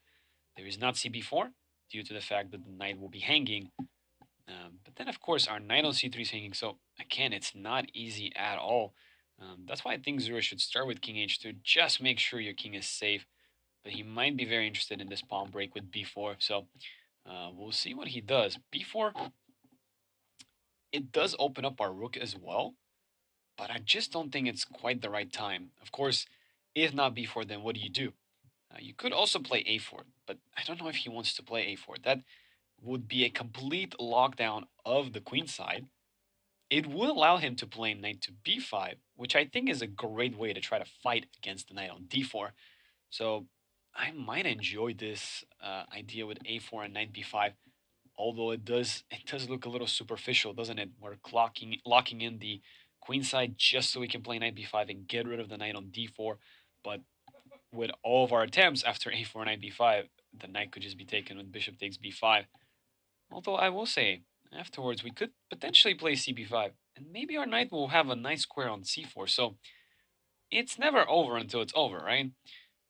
I think a4 is indeed a good move, potentially trying to look at knight b5. So on this DGT board, because it's not on the Leech's broadcast, it's not going to give us the evaluation of the engine. So what I'm going to do is I'm going to look for it in a little bit and just keep you posted. But currently, I'm sensing that Zura's position is okay, but potentially could have been better earlier with some different decisions that Zura could have made. But overall, it seems to be just about equal. And then the other board that is still ongoing, board number two, um, grandmasters, both Mahel Boyer and Gergely Cantor. So we left it off right about here where rook takes d5 had been the move, bishop e6, rook d6. And in this position, the rook is indeed being reinforced by the knight. And the rook is a little bit loose, of course, if the knight is to be moved away. Now, the move that was played afterwards was in fact rook fc8. Very logical move, just attacking the queen on c1. So of course we have to move our queen away. So queen to f4 was the move that was played, and after knight c7, this does attack the knight on b5. So after rook a d1, this will be oops. I think I'm going into the future a little bit. Of course, the live stream is delayed for safety purposes, but yeah, we should see queen f4 in a little bit. Um, it's a logical move, trying to just make sure that the rook is protected and bringing the other rook into the center. Very very logical. So for the time being, uh, we will see how this pans out. Of course, we know queen f4 is going to be the next move, but other than that, I don't think that there are many other options for white. Of course, you could play queen d2. That's another option for the queen, but it's a little more passive. And essentially, queen f4, what it does is it covers the fourth rank as well. So there's a little more for the queen to do. Now, the most thing that I'm afraid of is this knight on a5 with his limited options to jump around. So after queen f4, if b6 is played, it almost looks like the knight is lost because it does not have many squares, but there will be knight c6. So for the time being, things are okay. Matthew SRS said, "Hello, everybody. Hello, indeed. If international section is done early, can we go over to open? Is the open section on the Leechess broadcast? We'll have to check that, Redemption. Um, I will have to check that. As much as I know, I think the only thing where we are going over is the international section. I'm so sorry. But if they are broadcasting games from the open section, then we will 100% go into those games as well. But I can't do anything if they are not being broadcasted. So I won't be able to help you much, Redemption. But very, very fascinating position here. And of course, the other struggle that we have going on right now is on board two. Zura is behind on the clock. Again, we're going to have to catch up to the game. And this is the current position that we left things off after 94, knight c3, bishop c6 was played. And it looks like Zura had made his move and he played knight f1. Okay, trying to regroup this knight, potentially going to e3 and d5. Of course, the e4 pawn will be under pressure. So after h5, that we can see queen d3 was played. So of course, reinforcing this pawn and allowing the knight to jump. So this is a good plan by Zura, trying to play knight e3, knight d5. I like this plan a lot. It is very nice. Just the worst piece, if we back up a little bit, right here, the knight on d2 is our worst piece. It doesn't really have good squares. Knight f3, that does weaken the e4 pawn. Uh, yes, we would like to trade it for the d4 knight, but of course black is not just going to take knight takes d4. They're going to play knight takes e4. So I like this idea by Zura. Plays knight to f1, then makes sure that the pawn is reinforced, and then plays a knight e3, trying to go for knight d5. h5, by the way, by Grandmaster Fidel Corrales, also a very logical move. This move is only one idea, is to reinforce the future pawn break on the king side with h5 to h4, just trying to weaken the position on the king side. But of course, this will only invite g4, so um, potentially also giving the square to the king for any future checks that might occur on the 8th rank way, way later in the game. And lastly, of course, making g4 pawn break a little harder because it will open up the kingside position a little more. So currently things are looking okay for Zurabia. I'll have to guess his idea indeed with 93, 95. I do like it. There's also an additional idea, which is 93 and 92 fighting against the knight this way. It takes a while, but Black's strongest piece is in fact the knight on d4. So trying to get rid of it makes a lot of sense. And notice that he did not go for capturing it. Notice that even in this position after h5, he is not going for bishop d4. That is not the goal. The goal is not to win a simple pawn because the dark squares are going to be in jeopardy after moves like knight takes e4. So of course the goal is not to give up our dark square bishop for this knight.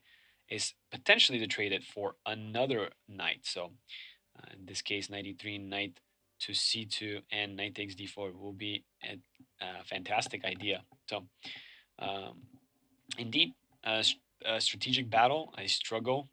Queen d3 also stopped any b5 moves. Of course, that is something I hinted at that could potentially be part of the idea. B5, a4, not quite ready. So, if you wanted to prepare them, then maybe rook b8 was a good idea to do so. But h5, yeah, just taking some space on the king side. And after queen d3, this is an interesting moment because Grandmaster Fidel Corrales still has about 20 more minutes than Zura.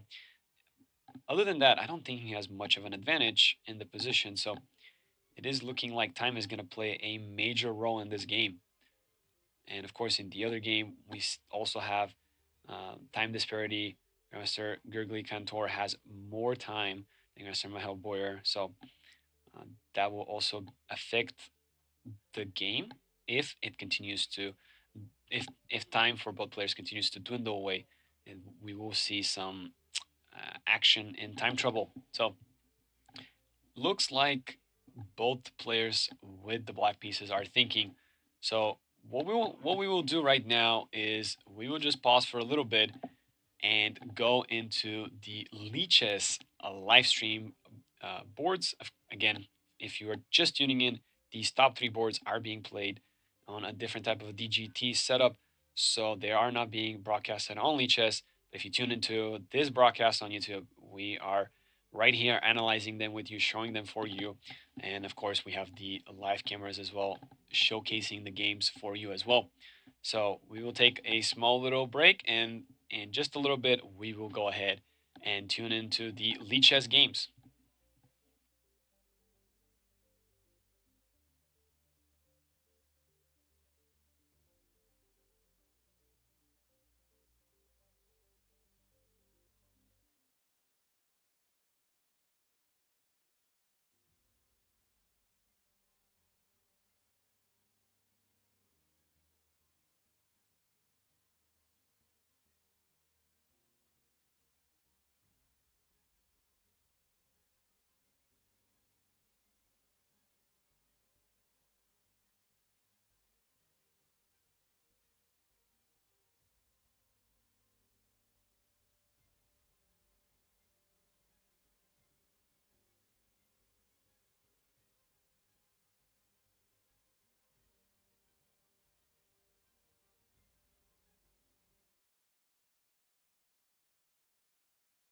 Alrighty, so the Lichess boards that are being played in the different main hall of the tournament, we're going to tune into board number 4. We can see Jacob Fuss has run out of time. I'm assuming that is incorrect because the game is still ongoing, so it might be some difficulties with the DGT board. So we last time we left this board, Grandmaster Luca had a lot of time on the clock. We left it at this position in particular, and even though, as you're going to see by the engine standards, it is completely equal.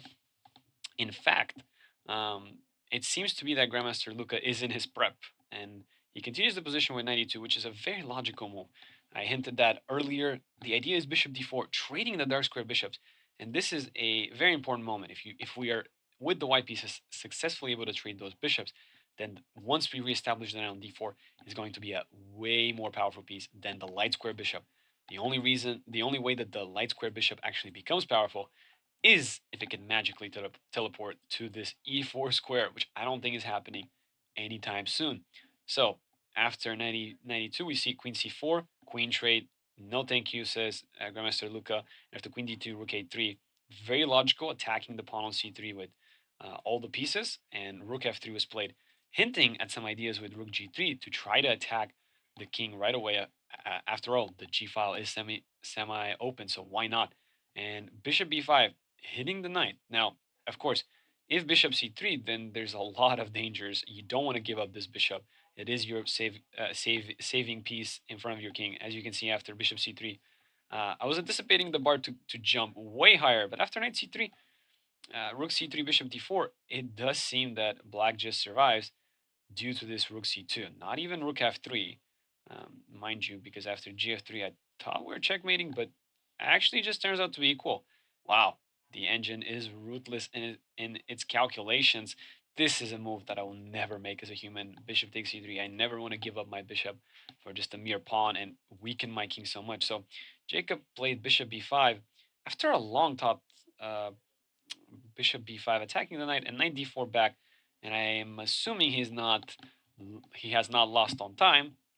Potentially he probably was had played bishop d7 by now, but we will tune into another game. This one, I'm assuming the DGT is not the best, so we'll tune into board number 5. Last time we left it, I was fearful that this would happen, and it did in fact happen. In this position, I was explaining last time that knight d5 is a move that you could play, but you don't want to allow this to happen where your pawn is on d5 and not a piece on d5. In this situation, the biggest problem is the fact that since we do not have the d5 square, in fact, this pawn on d6 is not weak. There's no semi-open file anymore, and there's a lot of potential for black to take our bishop. If we can save our bishop, then things might be looking good. But knight e4 and knight g3, regardless of the fact that the queen's attacking that square, because there's queen c2. So with this, black will be able to capture the f1 bishop, so no two bishops advantage indeed. So let's see what happened in the game. Queen g2, b4, forcing the knight to d5 anyways. So that is why here Zachary had to play a3 to make sure b4 is not an option. But after b4, knight d5, knight d5, e d5, bishop f1, rook f1, it's kind of similar variation to this one where white essentially has traded the light square bishops and the knights. And yeah, it's very much the same. The only difference is b4 had already been played, and a5. So this actually turns out to be very good for black. Now, bishop g5 is what the engine wants to do. Just trade those bishops. And if this happens, then at least you don't have to worry about your king. It could just be in the center. There's lots of protections for the king, so no problems there. And of course, if white doesn't trade it, then that's another piece that could potentially defend the white king that is being traded. And at the end of the day, the bishop on e7 was way weaker than the bishop on e3. Bishop on e7 was behind pawn chain, but Alexei decides to play a5. Very logical move, just trying to play for a4, which is what happens after h4, a4. Zachary also has very little time on the clock. This is very scary for him. Now, the usual pawn break here that you want to play is b3, just to open up the entire queen side. But the problem here is white's very well set up. After b3, there might be cb3 and knight b3. So looking pretty good. No problems there at all. So that's why Alexei plays a3, just incentivizing Zachary to play b3, which would be a devastatingly bad move since the b2 square will be extremely weak as well as the c3 square. So logically, knight b3 was played, but indeed knight d3 was needed to keep guarding this pawn, but potentially have the ability to play knight b4 and knight c6 as well. So knight b3, the only problem is the future of this knight is not that clear. Before the future of the knight on d3, yes, it has many more uh, maneuverability. Here, it just doesn't have these squares. It doesn't have the a5 square. It would like to go to c6, but it's not going to happen from right here. So not great. A takes b2. We leave this pawn as a shield. We don't take this pawn. This pawn is kind of like an umbrella for the white king. But after g5, uh, just still trying to push on the king side. The only problem is the rook now is even more active for black, and that's exactly what Alexei does. Rook h3, a top level move. Um, Maftios OSRS says this looks a bit rough for white. Black the one pushing on this board. Indeed, indeed, it looks like the international master is indeed pushing for a win in this position, and we can see the bar is just loving Black's position. After rook h3, by the way, you cannot take this rook because queen takes c2 will be checkmate. As much as we want to keep this pawn as an umbrella, it also keeps these two squares away from our king. So we can't quite do that, can we?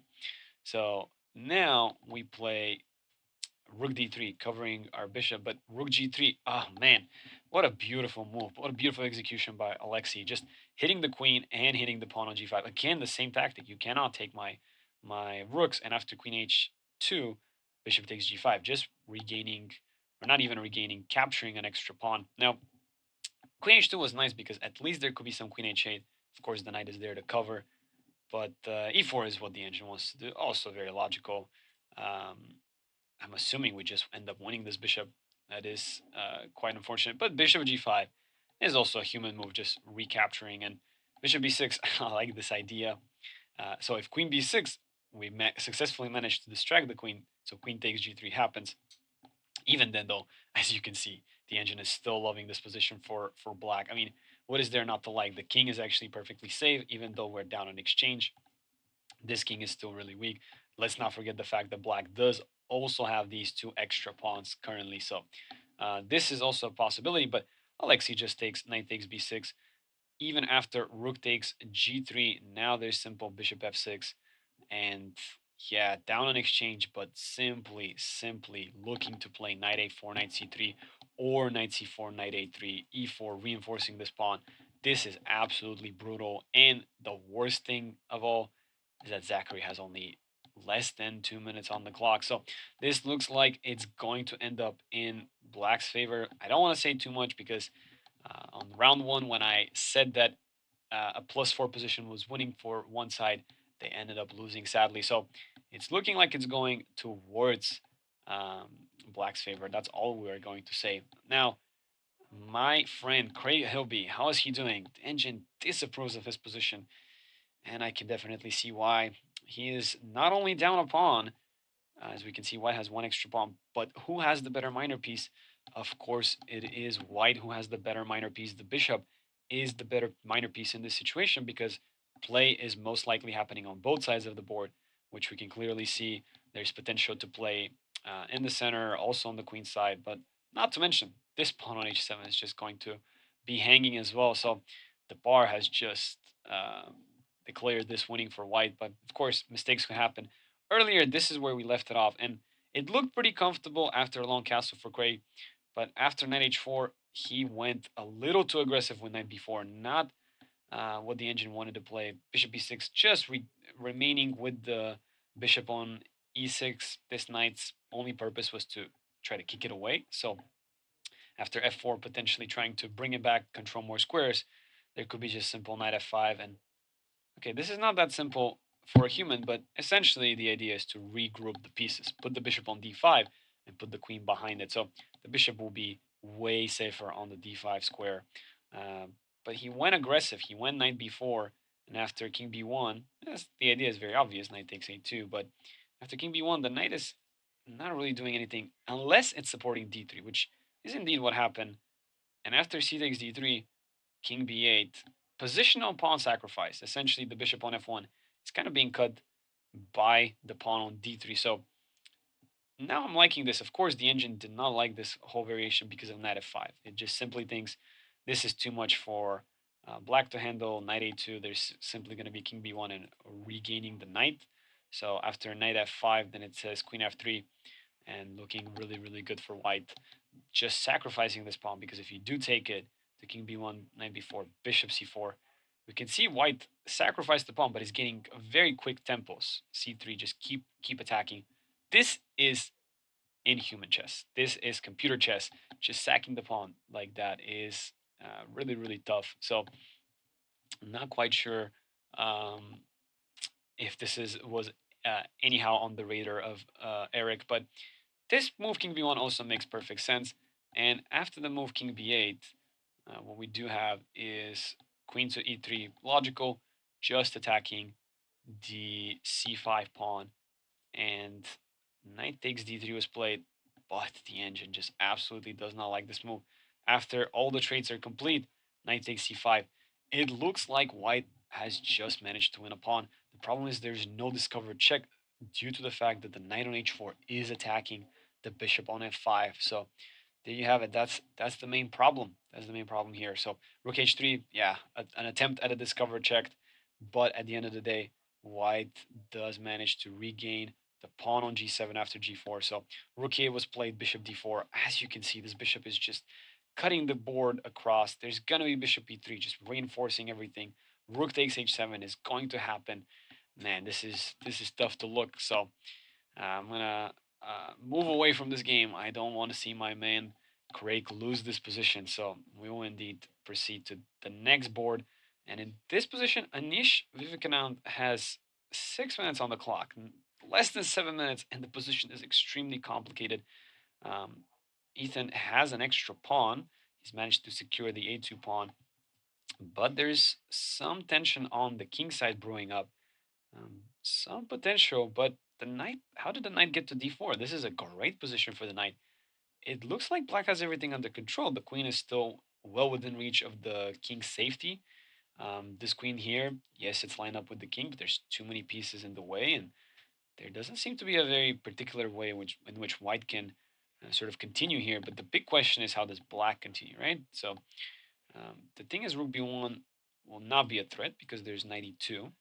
So because we're not afraid of rook b1, then what is white's next move here? Is it as simple as h4, h5?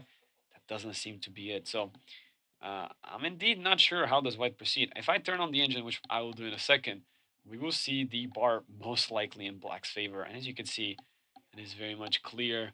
Yeah, rook e8 is what the engine suggests. Yeah, simply continuing putting the pressure. A5 is the move I initially thought about, but of course the problem is the c7 pawn could be attacked in multiple different ways. Although the engine still says perfectly fine, very logical idea. Just start pushing the a pawn. If you do not see any problems in your position, and yes, there seems to be some tension brewing on the king side, but black has all their pieces there, and the knight on d4 is very well centralized. There shouldn't be any reason why not to just grab the a pawn and just say, you know what, I'm just going to push it as far as I can, as far as I can. And remember, after rook b1, as I mentioned, 92, this is quite brutal. This is hard to look. The two bishops are just dominating the position. So indeed, a5 looks very logical to me. Rook e8 also makes sense, just trying to put some pressure on the knight. But how did this position happen? Last time we left it right here, where Anish was doing okay. So he played d5. He sacrificed the a2 pawn. That's fine. c4, knight d4. No, sorry, b6 was played. And here, oh, this is enticing, but it's not going to be sufficient, is it? It is. The engine says it is. I thought that there is some queen takes c2. We have rook d8, bishop h6, h6. Somehow taking with the c rook was better, which is very hard for me to believe why.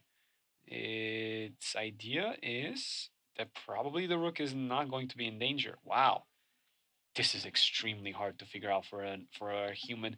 I'm loving this. I'm loving this. This is a very creative solution. I'm sure Anish looked at dc6, but maybe he just didn't really like the queen trade or the queen sacrifice as much. We do get this powerful pawn on c7 once the queen is captured, so it does look enticing indeed, but maybe he just said, you know what, if this bishop moves to e6, how do I make progress? But yeah, c7, it's right there. Rook d8 is going to happen, so I'm not sure what he didn't like. Of course, queen e2, there's rook d8, and there's going to be bishop h6, but bishop b7, that's an interesting move. Yes, c7. There's not quite sufficient. So we have to be very careful. We have to play rook e1 and drop in the other rook to e8. Okay, not easy at all. Not easy at all, indeed. So after bishop d3, what was played, that's also winning. Knight to d4. Knight d2. No, that is the move that gives away all the advantage. And why is that the case? It is because you need to be fighting against this powerful knight on d4. You need to remove this knight. There's no way you leave the knight in the center of the board. Such beautiful knight, attacking so many key squares in white's position. You have to get rid of this knight. So If you start with knight d4, that is perfectly fine. You would allow bishop takes d4, and the engine is not as excited because you can't play rook e1, the f2 pawn's hanging. So instead, that's why the engine's solution is just to play rook e1, and then you're going to be looking at this, potentially rook c2, potentially rook e2, potentially rook e8. There's just a lot of potential threats that are going to happen. But bishop e7, not taking the knight. Interesting. I thought it would definitely be taking, and then rook c2 and doubling. But yeah, okay. Engine agrees it is good for white, but it says there's better options such as 95. That that does make sense. That does make sense. I don't think it's a I don't think it's a problem. Maybe it's just a preference.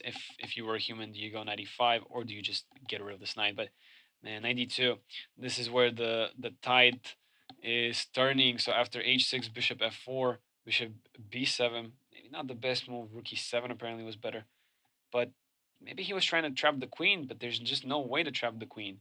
There's rook b2, rook b1, but then there's queen a2. So the best you have is perpetual, or yeah, continuation of repeating the position.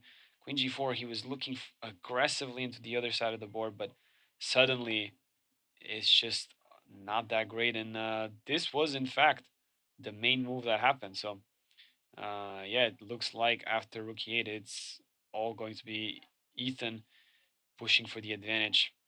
And we have two games on the Lead Chess live stream finished. This one finished with two queen promotions. Wow, they played it out until both queens promoted.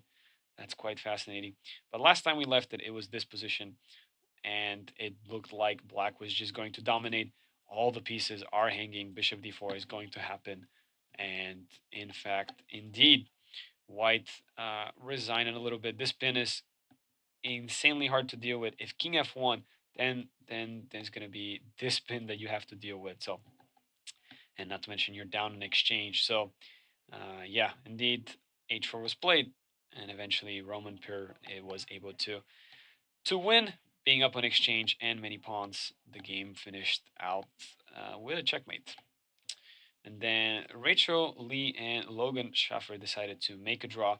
Last time we checked into this position, it was right about here that the engine was suggesting knight a5, maybe put some pressure on the pawns. The idea is very simple. If the pawn is protected, then in the future there could be some tickling going on with bishop a7. Um, but okay, here the engine just wants to bring the king, but you never know when in the future this could be a problem.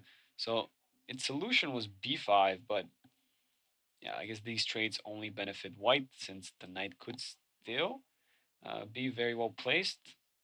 It's hard to understand what exactly white achieved. So Rachel just played bishop b6, which I think it's a human move, maybe trying to prepare knight a5, not allowing b5. I think there's no problem for that. But after rook f c8, maybe she just realized that after knight a5, there is no threat. Basically, knight b7 would be no threat. As you can see, the engine just wants to move the bishop and play knight d7. We can't take because rook b8 and the bishop is going to be skewered. So yeah, maybe she realized that was the case and played king f2. But e5 was not necessary. But it's okay. Bishop e3, bishop e6, knight d2, and the players here shortly made a draw. Even though Rachel played d4 when the engine wants her to take and go for this c4 domination for the knight. C4 square is very nice, just about equal. The reason why it's because there's too many attacks happening. So black will have to indeed give up the pawn, and two bishops is enough for a compensation. But Rachel goes with d4, and apparently Logan had a moment right here where he could have continued the game had he wanted to and play knight d7 and just try to utilize the two bishops. I think this looks really, really good for black with the two bishops indeed. Um, Great commentator. Thank you, Maftio OSRS. Thank you so much. I appreciate you hanging around here. Hope you're getting to learn a lot about these difficult chess positions. Indeed, I am. Every time I think about my own idea as opposed to the engines, I am always learning something new. We have an opposite color bishop endgame, Neil Ladd versus Sindararth Singh. So, very, very interesting position. Last time we left it, it was this. And here, both sides missed castle, which was quite a shock, since the knight is just going to be lost, or the bishop's going to be lost. So this was a little bit of a shocker. Instead, we got right about here. And white's king is definitely weaker, but bishop c6, not the engine approved move. It's queen h3 is the engine approved move. What about bringing one of the rooks towards the center? What about this? It's just okay. All right, very interesting. But bishop c6 looks like a human move. Guess the problem was queen c4, but nobody plays queen c4. This is not human chess indeed. Queen f5 makes more sense to try to force the queen trade. But this endgame, I guess black always has some pressure, and black was indeed winning somewhere, but missed it. Bishop a4. It is important to force b3 for whatever the reason. It is important to force b3. Why is not bishop d7, bishop f5 that good? Because rook a1 and the king would just go to c1. Okay. So why is it so important to include this b3 here? Because after, oh, okay, so after bishop f5, king c1, there's gonna be c3. Wow, just the amount of foreknowledge that you need to have is very crazy here. Because after rook 8, rook c2 is indeed also works, just due to the fact that the pawn's not on b2. Wow, this is why engines are just dominating. It's very hard for humans to understand why inclusion of bishop a4, bishop d7 is that important to force b3. Because to me, this looks like a very logical plan. Just maneuver your bishop around, get the bishop to d3. That looks fantastic. But after rook a1, there's just nothing happening. Right after bishop king c1, bishop d3, you are still losing this pawn. So yeah, very interesting. So black essentially had the upper hand, but this endgame, the more they played it out, the closer it became to draw until here, where the bar is kind of leaning more towards black. Okay, rook trade is really not the best option, but you cannot dodge rook trade because there's rook d6 potential. If you play rook f7, then there's rook d6. So apparently, it was very important to play a5 first, get this pawn to a4, which will allow you to play b4, and only then you're able to make a pass pawn on the queen side. With rook takes d2, king takes d2. If you play a5 now, there's bishop c7 and bishop b6, picking up the pawn c5, or just getting the king ready to c3. It's all in the minor details. It is very hard. Bishop c7 to me makes perfect sense. Block a5 from happening. But now, hold up. Black is in fact winning. Oh my goodness. Neil only spent 2 minutes on this move. Had to play a4, not an easy move. What is the idea here? After c takes, b takes c, there's b takes a3, and nobody is stopping this pawn. Wow. Wow, oh wow, indeed. That's why a4 was needed. So here, you could at least do this and play king b2 survive. Very, very hard. And as mentioned earlier, we'll go back to the top boards right here. So as mentioned, this was kind of the end of the game. Um, Last time we checked it, we stopped right here. We knew white was in a horrendous position, and after knight c4 with the idea of knight a3, close to checkmating, a4, e4, king a2 was played, which eventually just led to unavoidable checkmate, and white just resigned. But to be fair, there wasn't really anything that white could have done. A4 was kind of one of those only moves, but after e4, pawns covered, knight a3 is happening. Game is about to be over. So there we have it. And then they did manage to fix the DGT setup for board number 4. So this is where we left it off.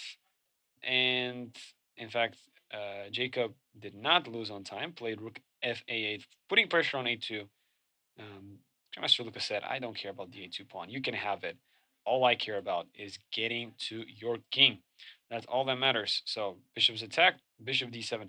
Apparently, bishop e8 was extremely important, potentially to guard against rook g3 with bishop g6. But what happens to the pawn? That's a question to be asked. Bishop c3, and again, I guess the whole point is there's king h8 and no problems. I thought bishop g6 will be the move, but that is only good enough for draw as well. Wow. So bishop d7, that was the mistake. And Luca played rook takes g7, getting rid of that defending bishop, and played knight f3. Very logical. Tries to bring the bishop to d4 and secure a very easy attack with queen g3. In fact, the engine had even a better move. I wanted to play rook b7, which out of nowhere, it's not a move I'll think about. After rook a1, I am losing my queen, but I guess that doesn't matter because there's rook takes d7 and bishop c1 just in time to cover. So, wow, I guess that makes a lot of sense. But instead, knight f3 was played. Maybe this is where Luca should have thought a little more. Of course, one thing that we talked about throughout this game is how he was always up on the clock and is still up on the clock.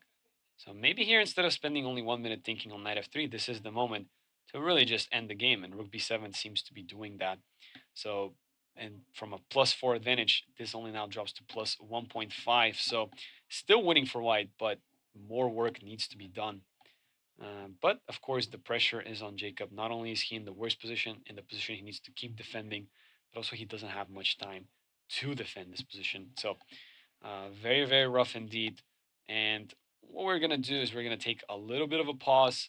We'll leave you with all the DGT boards that are on Chess, and we will tune back into the top two boards that were still ongoing, and we will fill you in on what's going on those boards. We'll take a short break. Thank you so much for being in the live stream.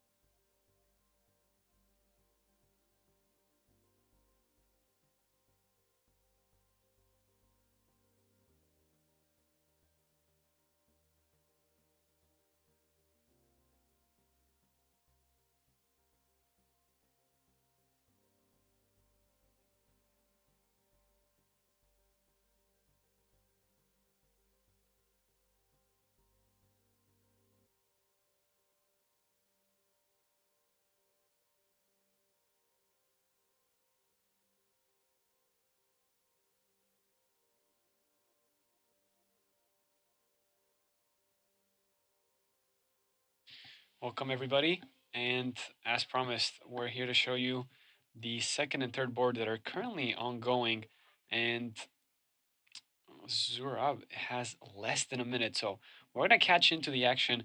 This is where we left it off. So the last move being Queen D3, just trying to reinforce the E4 pawn so that he could play knight E3, knight D5, potentially one of the ideas in the position. So very, very interesting indeed. So uh, the only problem is I know we're going to have to catch up, and that means he did not do well on the clock. So after 97, what we end up having is 93. Again, that was Zurab's plan, so very nice. A4, however. So striking on the queen side. So now, if you make b takes a4, potentially your pawn structure is ruined after bishop a4. The a3 pawn and the c4 pawn, both pawns are going to be very weak. So it does make sense to play b4, which is exactly what Zurabi did. And after cb4, ab4, notice why cb4, notice why knight d7 was played. It was played so that after knight d7, the bishop could cover the knight on d4. So that in this situation, after a4, then after b4, cb4, ab4, the bishop is covering the knight. So it is looking really, really good for black's pawn on a4. Potentially a pass pawn, not quite a defended pass pawn, but very much potentially a defended pass pawn indeed. However, now the knight on d4 is a lot weaker. As we can see, there's only one piece that is covering the knight currently. So a lot of danger for both sides could just happen as the position continues to go dynamite. So let's see. So after knight to b3, um, as I mentioned, this knight was being weak on that square. So knight b3 makes a lot of sense. It's just trying to push the knight on a protected square and not having to worry about it. But what about the d6 pawn? D6 pawn is also hanging. However, the knight on c3 is hanging. So Zurab played knight e d5. Perfect sense. That's what he was trying to do with this knight for so long, just rerouting this knight, and it makes perfect sense. In this position, Grandmaster Fidel Corrales played pawn to h4. So first a4, now h4. So just trying to weaken Zurab's position from either side. Zura took the challenge straight on. He could have played g4. Maybe there's something he didn't like. Maybe potentially he didn't like g5, furthering the weakening of the e5 squares, and potentially after g4, g5, f takes g5, the e5 square is going to be lost regardless, even if you play f5. So indeed a tough moment for Zura. So that's why he decides that in this position he's not going to deal with it, and he's just going to play g takes h4. Makes perfect sense in my mind. A good move, in fact, and indeed redemption. Indeed, it is some wild games right now. Let's see what happens afterwards. Knight f6. So not even trying to take queen takes. Obviously, there's bishop takes covering there. So just the weakening is happening, and potentially knight h5. Just trying to reroute this knight, maybe to this square, putting some pressure on the knight on d5 and on the pawn on e4. But it looks like Zursk is in control of this position. Maybe there could be some knight b6, but of course there's rook a6. Not quite sure, but he does play bishop b6, which does hit the queen. Knight takes d5. Whoa, a queen sacrifice indeed. After bishop takes d8, this was a full-blown queen sacrifice. Oh my goodness. Then knight takes c3 would have followed up, and just a crazy position indeed. Not sure who's going to be better in that position, but Zura decided, you know what, I'm gonna take knight takes d5. It's too risky for me to go for that queen sack. But man, this is looking very, very concrete. So if bishop d8, then there's knight c3, but then the bishop could go back to b6. Very crazy position. White is gonna have a queen for two minor pieces, but it looks like Black's king is extremely safe while White's king is extremely weak. There was also a potential to play bishop d4 intermediate check potentially, and following that up afterwards when the king moves with knight takes c3, trapping the bishop on d8. Very, very crazy. So, and all in all, Zura said, you know what, I'm going to play knight d5. Don't add me. Queen takes h4 and bishop f2 first, and only then knight c7. So Zura said, you know what, I'm going to win this exchange. That's why I played bishop b6. But after queen f4, his king is getting weaker and weaker as he has less pieces covering his king. Knight takes e8, rook takes e8, and bishop g3, trying to get rid of this queen. Queen g5, followed up by bishop takes d6. Again, Zura is definitely trying to play for the win, but my goodness, is it complex. So now in this position, we have to see what is happening. So as we can see, the pieces are, for the most part, on the right squares. The only one that's not there is f5 and queen g3. So last move by Zura was, in fact, queen g3. This is why Zura has fans. Indeed, he is playing the wild game, and he is going in on it, even if he has 50 seconds on the clock. Oh my goodness. What a performance this is going to be if he can manage to win this game. He's currently up on exchange. Don't forget that, ladies and gentlemen. Currently up on exchange. So, as long as he can trade the queens, as long as he can force the game into a situation where he can get rid of this pawn on a4. This pawn is the danger pawn. If this pawn can get pushed just a few squares, this bishop is supporting it. So he has to be extremely careful about the a4 pawn, not to get all the way down to a2. Otherwise, it's just going to be game over. So his plan is very simple. Try to trade the queens, which is what he's trying to do with queen g3. And after trading the queens, his priority should be to take the a4 pawn. Luckily, he could play b5 in most scenarios, attack the bishop on c6, and then that will cut the connection between the pawn and the bishop. So uh, definitely has this. This is looking like it has a lot of potential to have fireworks happen indeed. So let's see what's going to happen. Grandmaster Fidel Corrales is taking a while to think indeed. So while he's doing that, I'm going to quickly fill you in on what happened on board number two. Board number two, last time we left it off was right about here where there were two knights on a5, there was a bishop on e6, rook on d6, and rook c8 happened. Grandmaster Michael Boyer played queen f4 and folded up with rook a d1, reinforcing the rook on d6. But knight takes b5, eight takes knight takes b5, and he just resigned. Why did he just resign? Why did he just resign? Let's figure out. So after a takes b5, he resigned most likely because he missed something very, very simple. So what did he miss? This is the last thing we have. As we can see, the king's being set up on the board. Nope, excuse me. He did not resign. Of course, there's nothing that's happening. So just a draw was agreed upon. So both sides just said, you know what, a draw is enough. So indeed, uh, kings in the center means it was a draw. So a takes b5 was going to be played. Most likely what happened is Grandmaster Gurgly Contour played knight takes b5 and said, I offer a draw. And because of that, Grandmaster Hellboy just accepted it as there's nothing really going on. Again, I still think that even after knight takes b5, a takes b5, the bishop is to be preferred, but it seems like white managed to centralize the rooks in a very nice fashion. So black's rooks are not able to do much. And to get rid of this knight on a5 is extremely uncomfortable. Playing b6 will allow knight c6. So definitely not what you want to do. So this game ended in a draw. So all our attention is going to be on the Zura game versus Fidel Corrales. So I'm going to catch us up to speed. And this is all the crazy game. A lot of things that just will go over our heads because right here, Grandmaster Fidel Corrales sacrificed his queen, but Zura said, I don't need the queen.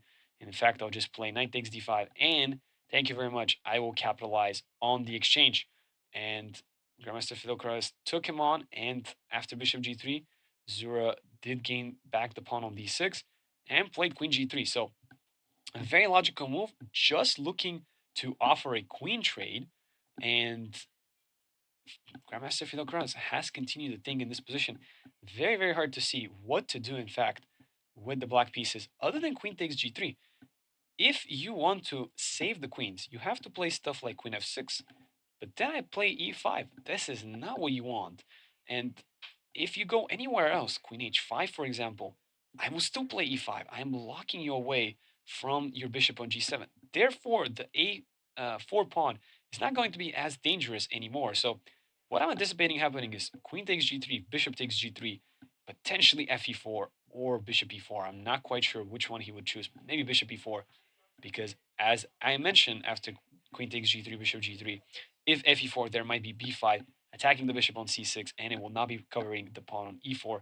So in fact, I'm going to assume that queen g3, bishop g3, bishop e4 is going to get played, and it's going to get played quickly. And why is that, ladies and gentlemen? It's because Zura has less than a minute, so he definitely needs to be playing those moves fast. If he can get 2 or 3 quick moves, he will get a minute, maybe a minute and a half back on his clock. Maybe subtract 10 seconds for playing the move and writing it down on the notation. So he desperately needs some more time so he can give himself time to think in the most crucial position.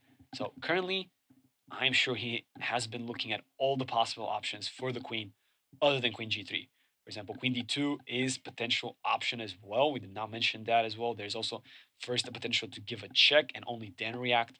But Grandmaster Fidel Corrales has to make a decision. His only advantage currently is the fact that he has more time on the clock. Of course, his advantage is in the form of this pawn. Very dangerous, could be pushed all the way down. He is down the exchange, so he does want to have more time. So when the position really gets complex, he can make his moves and not worry about the time. So there we are we going to see a move. As you can see, the last time the clock was pressed, Grandmaster Fidel Corrales had 24 minutes and 14 seconds. So he's been thinking for quite a while. Now he's closing in on 20 minutes. So let's see what he's going to do.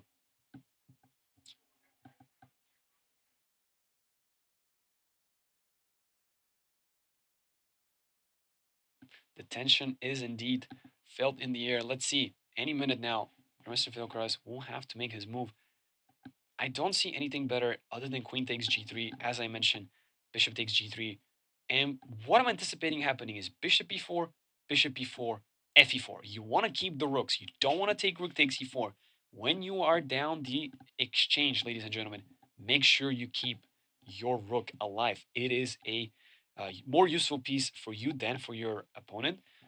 One of the simplest reasons why, this is what I tell my students, is the fact that it is a unique piece that you have currently. And as we can see, queen takes g3 and bishop takes g3 was played very quickly, and bishop takes e4 as well, blitzed out.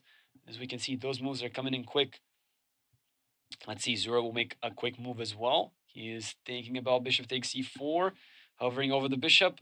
Do not doubt yourself, Zura. You have to make these moves quick if you want to win. Bishop takes e4 is indeed played, and we have very quick response by Grandmaster Fidel Corrales. F takes e4. As mentioned, do not take back with the rook. If you take back with the rook, this will only allow rook trades, which will benefit Zura indeed. It will have one less thing to worry about. So let's see. Now we have fe4 and Zura plays rook e2. Okay, so rook e2. Okay, this is coming out to be quite a fight.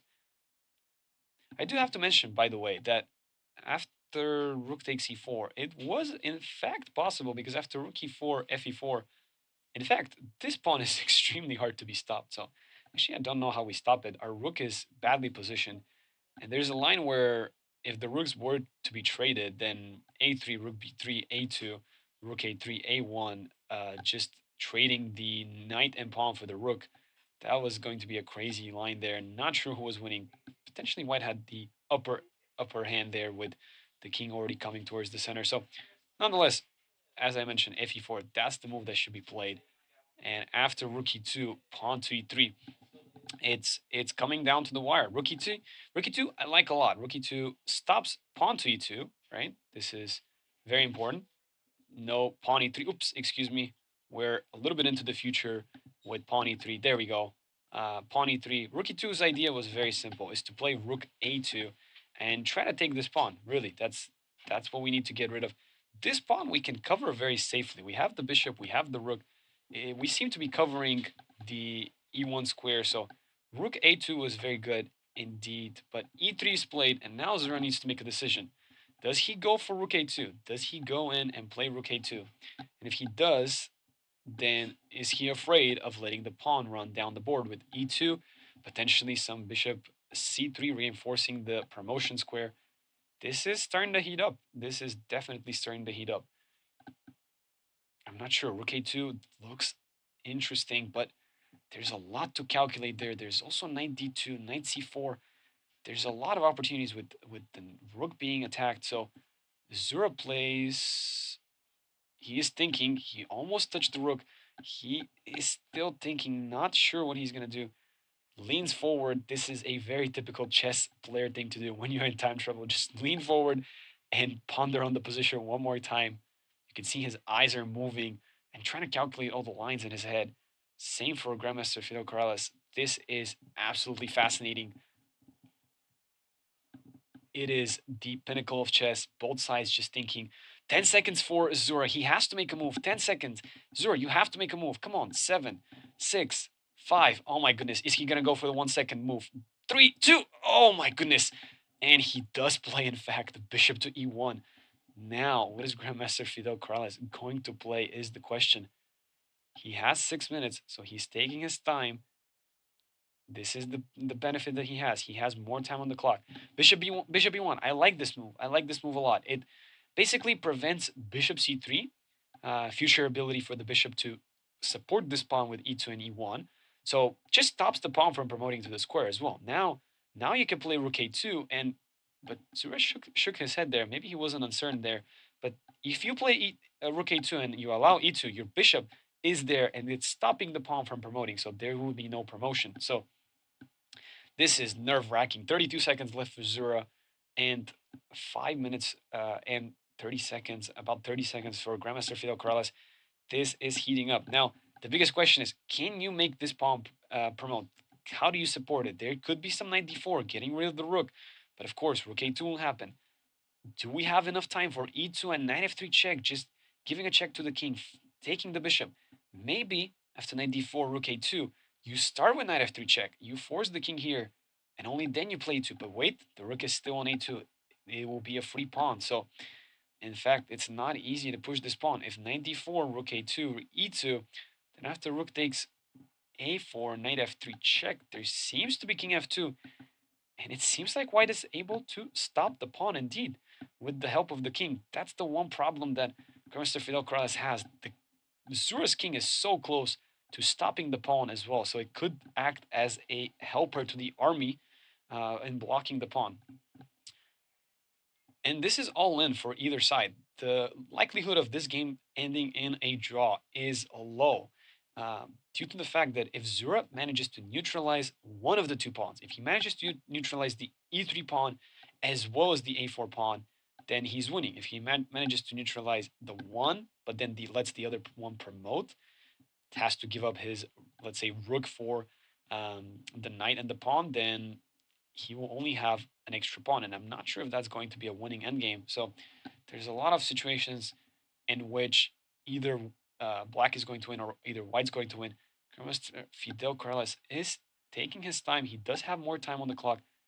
Not sure what he's going to do. Bishop d4 to reinforce the pawn, but rook a2 could still be played because after e2 check, we probably just move king g2. And again, this is the reason why this bishop is so powerful. But maybe that's what Grandmaster Fidel Corrales wants to do. Just try to get the pawn to e2, but how do you get rid of the bishop on e1? It's a question. Again, rook a2 is a dangerous threat. You never want to play rook a8. You can protect it, but you never want to just dedicate your rook to guarding that pawn. You want the rook to be supporting the e pawn at all costs. So potentially you can use the a pawn as a distraction. That could be something that you could do, but again, if you want to move the rook on e2, you have to play knight d4. The moment you play knight d4, then once the rook move, how do you get rid of the bishop on e1? This is extremely hard to get rid of this bishop. 3 minutes now. 3 minutes. Zura is sensing that he might have something here. This is very tense indeed. Very, very tense. Let's see. 2 minutes and 45 seconds now. Even being a commentator, I am very nervous for both sides. This is scary. I truly don't see how the pawn could be promoted. this last move that Zura did, bishop e1, he did it only on 2 seconds, but he still did it nonetheless. It just basically meant that the pawn can get to e2, but it cannot get to e1 because the bishop is blocking that square. So, my goodness, Grandmaster Fidelcross is yet to make a move. If only Black had a pawn on c6 that was supporting b5, they could play b5 and never have to worry about the a4 pawn and just continue pressing into the position. But you do have to worry about that pawn. So maybe we could see some b5, cb5, knight d4, rook a2, some rook a8, maybe trying to regain this pawn in some variations. That could be something that we try to do. Maybe knight d4, rook a2, b5, cb5, and then we have. So sorry, we don't have knight takes b5. We have knight takes c4. We have knight takes b5, rook takes a4. Maybe some knight c3.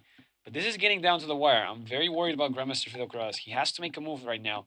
Otherwise, he is just going to get to the same time situation as Zura, and then it's whoever can see more wins. So now you just have this one advantage, which is 1 minute on the clock. You have to make a move. Not an easy position at all.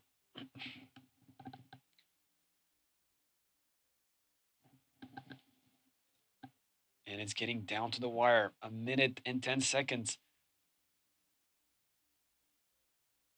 Okay, let's see.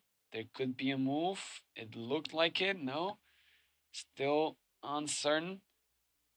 These guys are made out of steel with how calm they are in these situations. Look at this. Zura is very quick to play. Knight d4, and Zura goes rook to a2. Okay, rook a2. We discussed this line, and potentially there could be b5.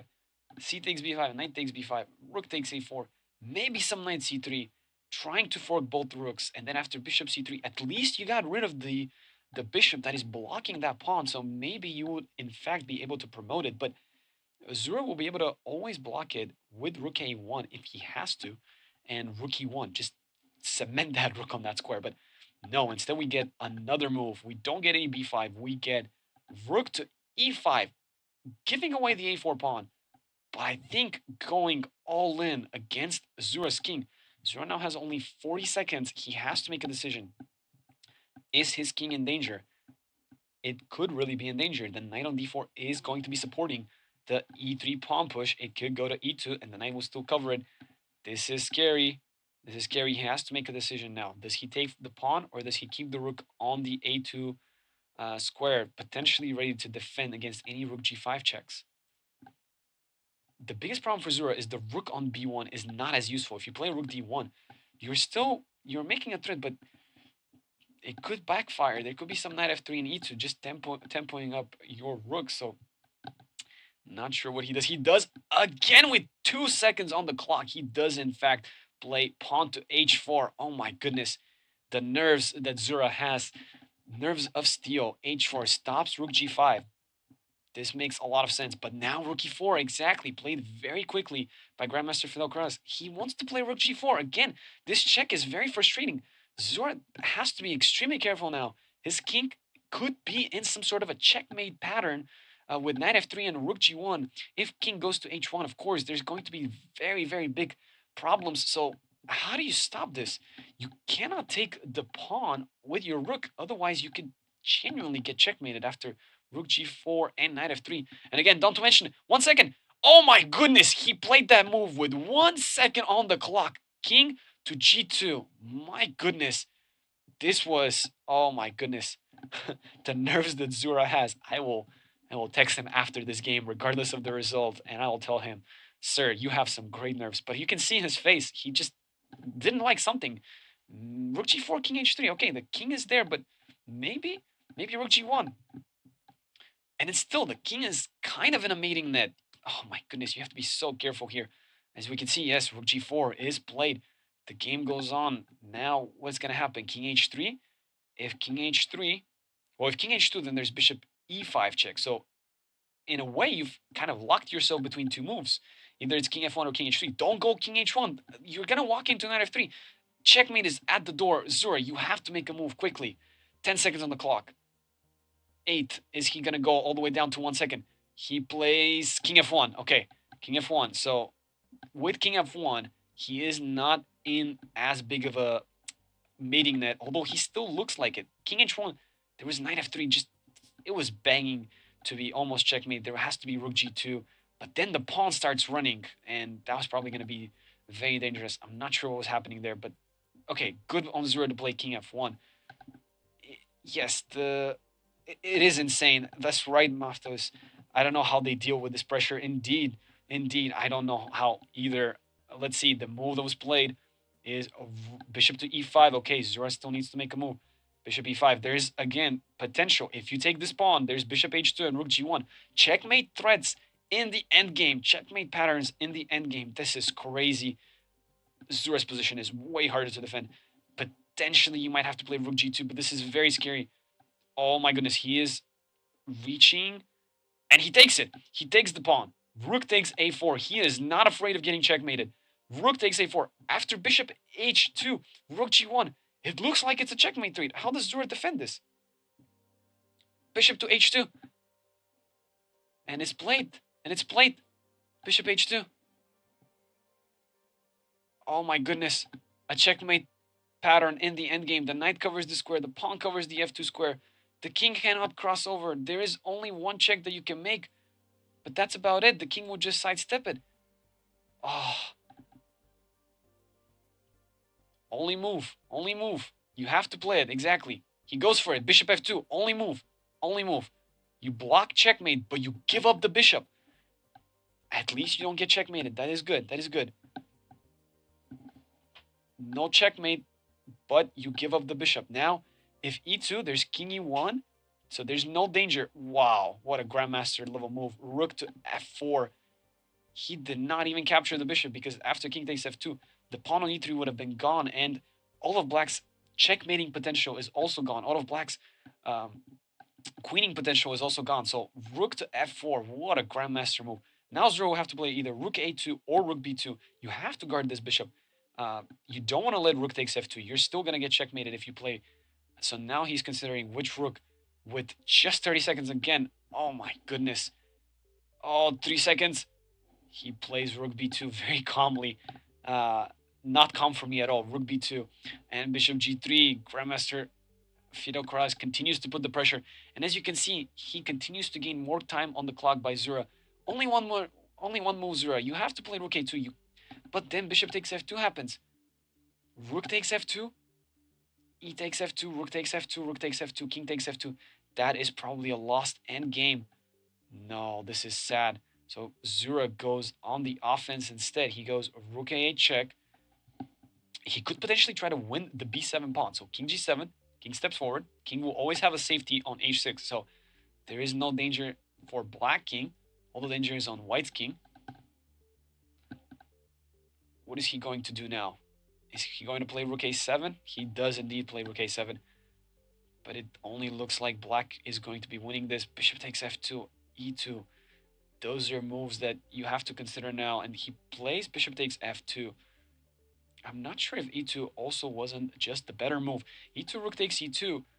Then after knight takes e2, you were just winning, but maybe the g6 pawn wasn't sufficient for Grandmaster Fidel Corrales, and he just played bishop takes f2 really quickly. Zurich took rook takes b7, king h6. I want to come back to this moment because this was an important moment. Right now, in this moment, this was a better situation that could have happened. After the move rook a7, there was a potential for e2, because after rook takes e2, knight takes e2. If you take king takes e2, then I simply take rook takes f2. And okay, at least you have two passed pawns on the queen side, so maybe there was not so clear. But essentially e2, if king e1, that was going to be losing after bishop takes f2. So it was a opportune moment. E takes f2 was also a different opportune moment, because afterwards you can indeed follow it with knight f3, knight h2, but Zero will always give up the rook. But maybe that's part of the plan, because after e takes f2, if rook takes b7, king h6, it's very dangerous. But let's go back to the live board. So bishop takes f2, rook takes b7 check, king h6, and now Zero played, obviously the threat is e2 and e1 potentially. Also bishop takes h4, discovered check, so Zero in fact plays king g2. The game is still ongoing. Zura is trying his hardest to fight, but after e2, how do you stop the promotion of the pawn? e2. and there's no way to stop the promotion. Okay, the move that was played was indeed rook g4, and Zur resigned. No need for e2 either. You can see the king cannot go to f3. The knight covers that square. If the king goes to f1, there's rook g1 checkmate. Again, the checkmate pattern is very, very powerful. And if king h3, again, there's going to be a forced checkmate. Rook g3, king h2, knight f3 check, king h1, and rook g1 checkmate. And again, king h1, same thing. There's going to be check, king h2, knight f3, king h3, rook g3. And lastly, king h2, there's knight f3 check. And either way you go, there's going to be a checkmate once again. So at the end of the day, the minor pieces, the bishop and the knight, got the job done with the pawn on e3. I think, as you can see, they're now analyzing this position and they're talking. And this is one of the best things about chess. Even after your game is done, you were just enemies until a couple of seconds ago. And now you're both friends, just analyzing this game. And you can see Grandmaster Fidel Corrales is just mentioning things that Zura could have done, and Zura is just trying to recollect those moments in his mind, what he could have done better. And it's going to be very interesting to see. Zura is still yet to react. He's just kind of listening to the lines that are being discussed. What a game. What a game. In fact, I think the moment Zura went wrong was right about here. Rook takes a4 was unfortunately not the move that Zura should have played, but again, he made so many moves on 1 second, and after rook a4, it was just game over. After this move, there was nothing else to do. And as you can see, the arbiter is there, just letting the players continue to discuss the moves. But rook a4 was just the move that did not work out for Zura. And also king g2 and h4, maybe there were some better moves. But again, it was an extremely hard position for Zura. And when you have 30 seconds on the clock, it is extremely hard to just tune in and be able to play all the right moves. So as you can see, they're setting up the pieces, setting up the position back, but they're still talking about it. This checkmate pattern was really hard to block. Pawn covers f2, knight covers e2. There's only one move, and a very grandmaster level move, rook f4. No need to capture the bishop. You're going to lose the pawn this way. So instead, just go ahead and play rook f4, pin the bishop, and after rook b2, then bishop g3. Because of the pin, this is just game over.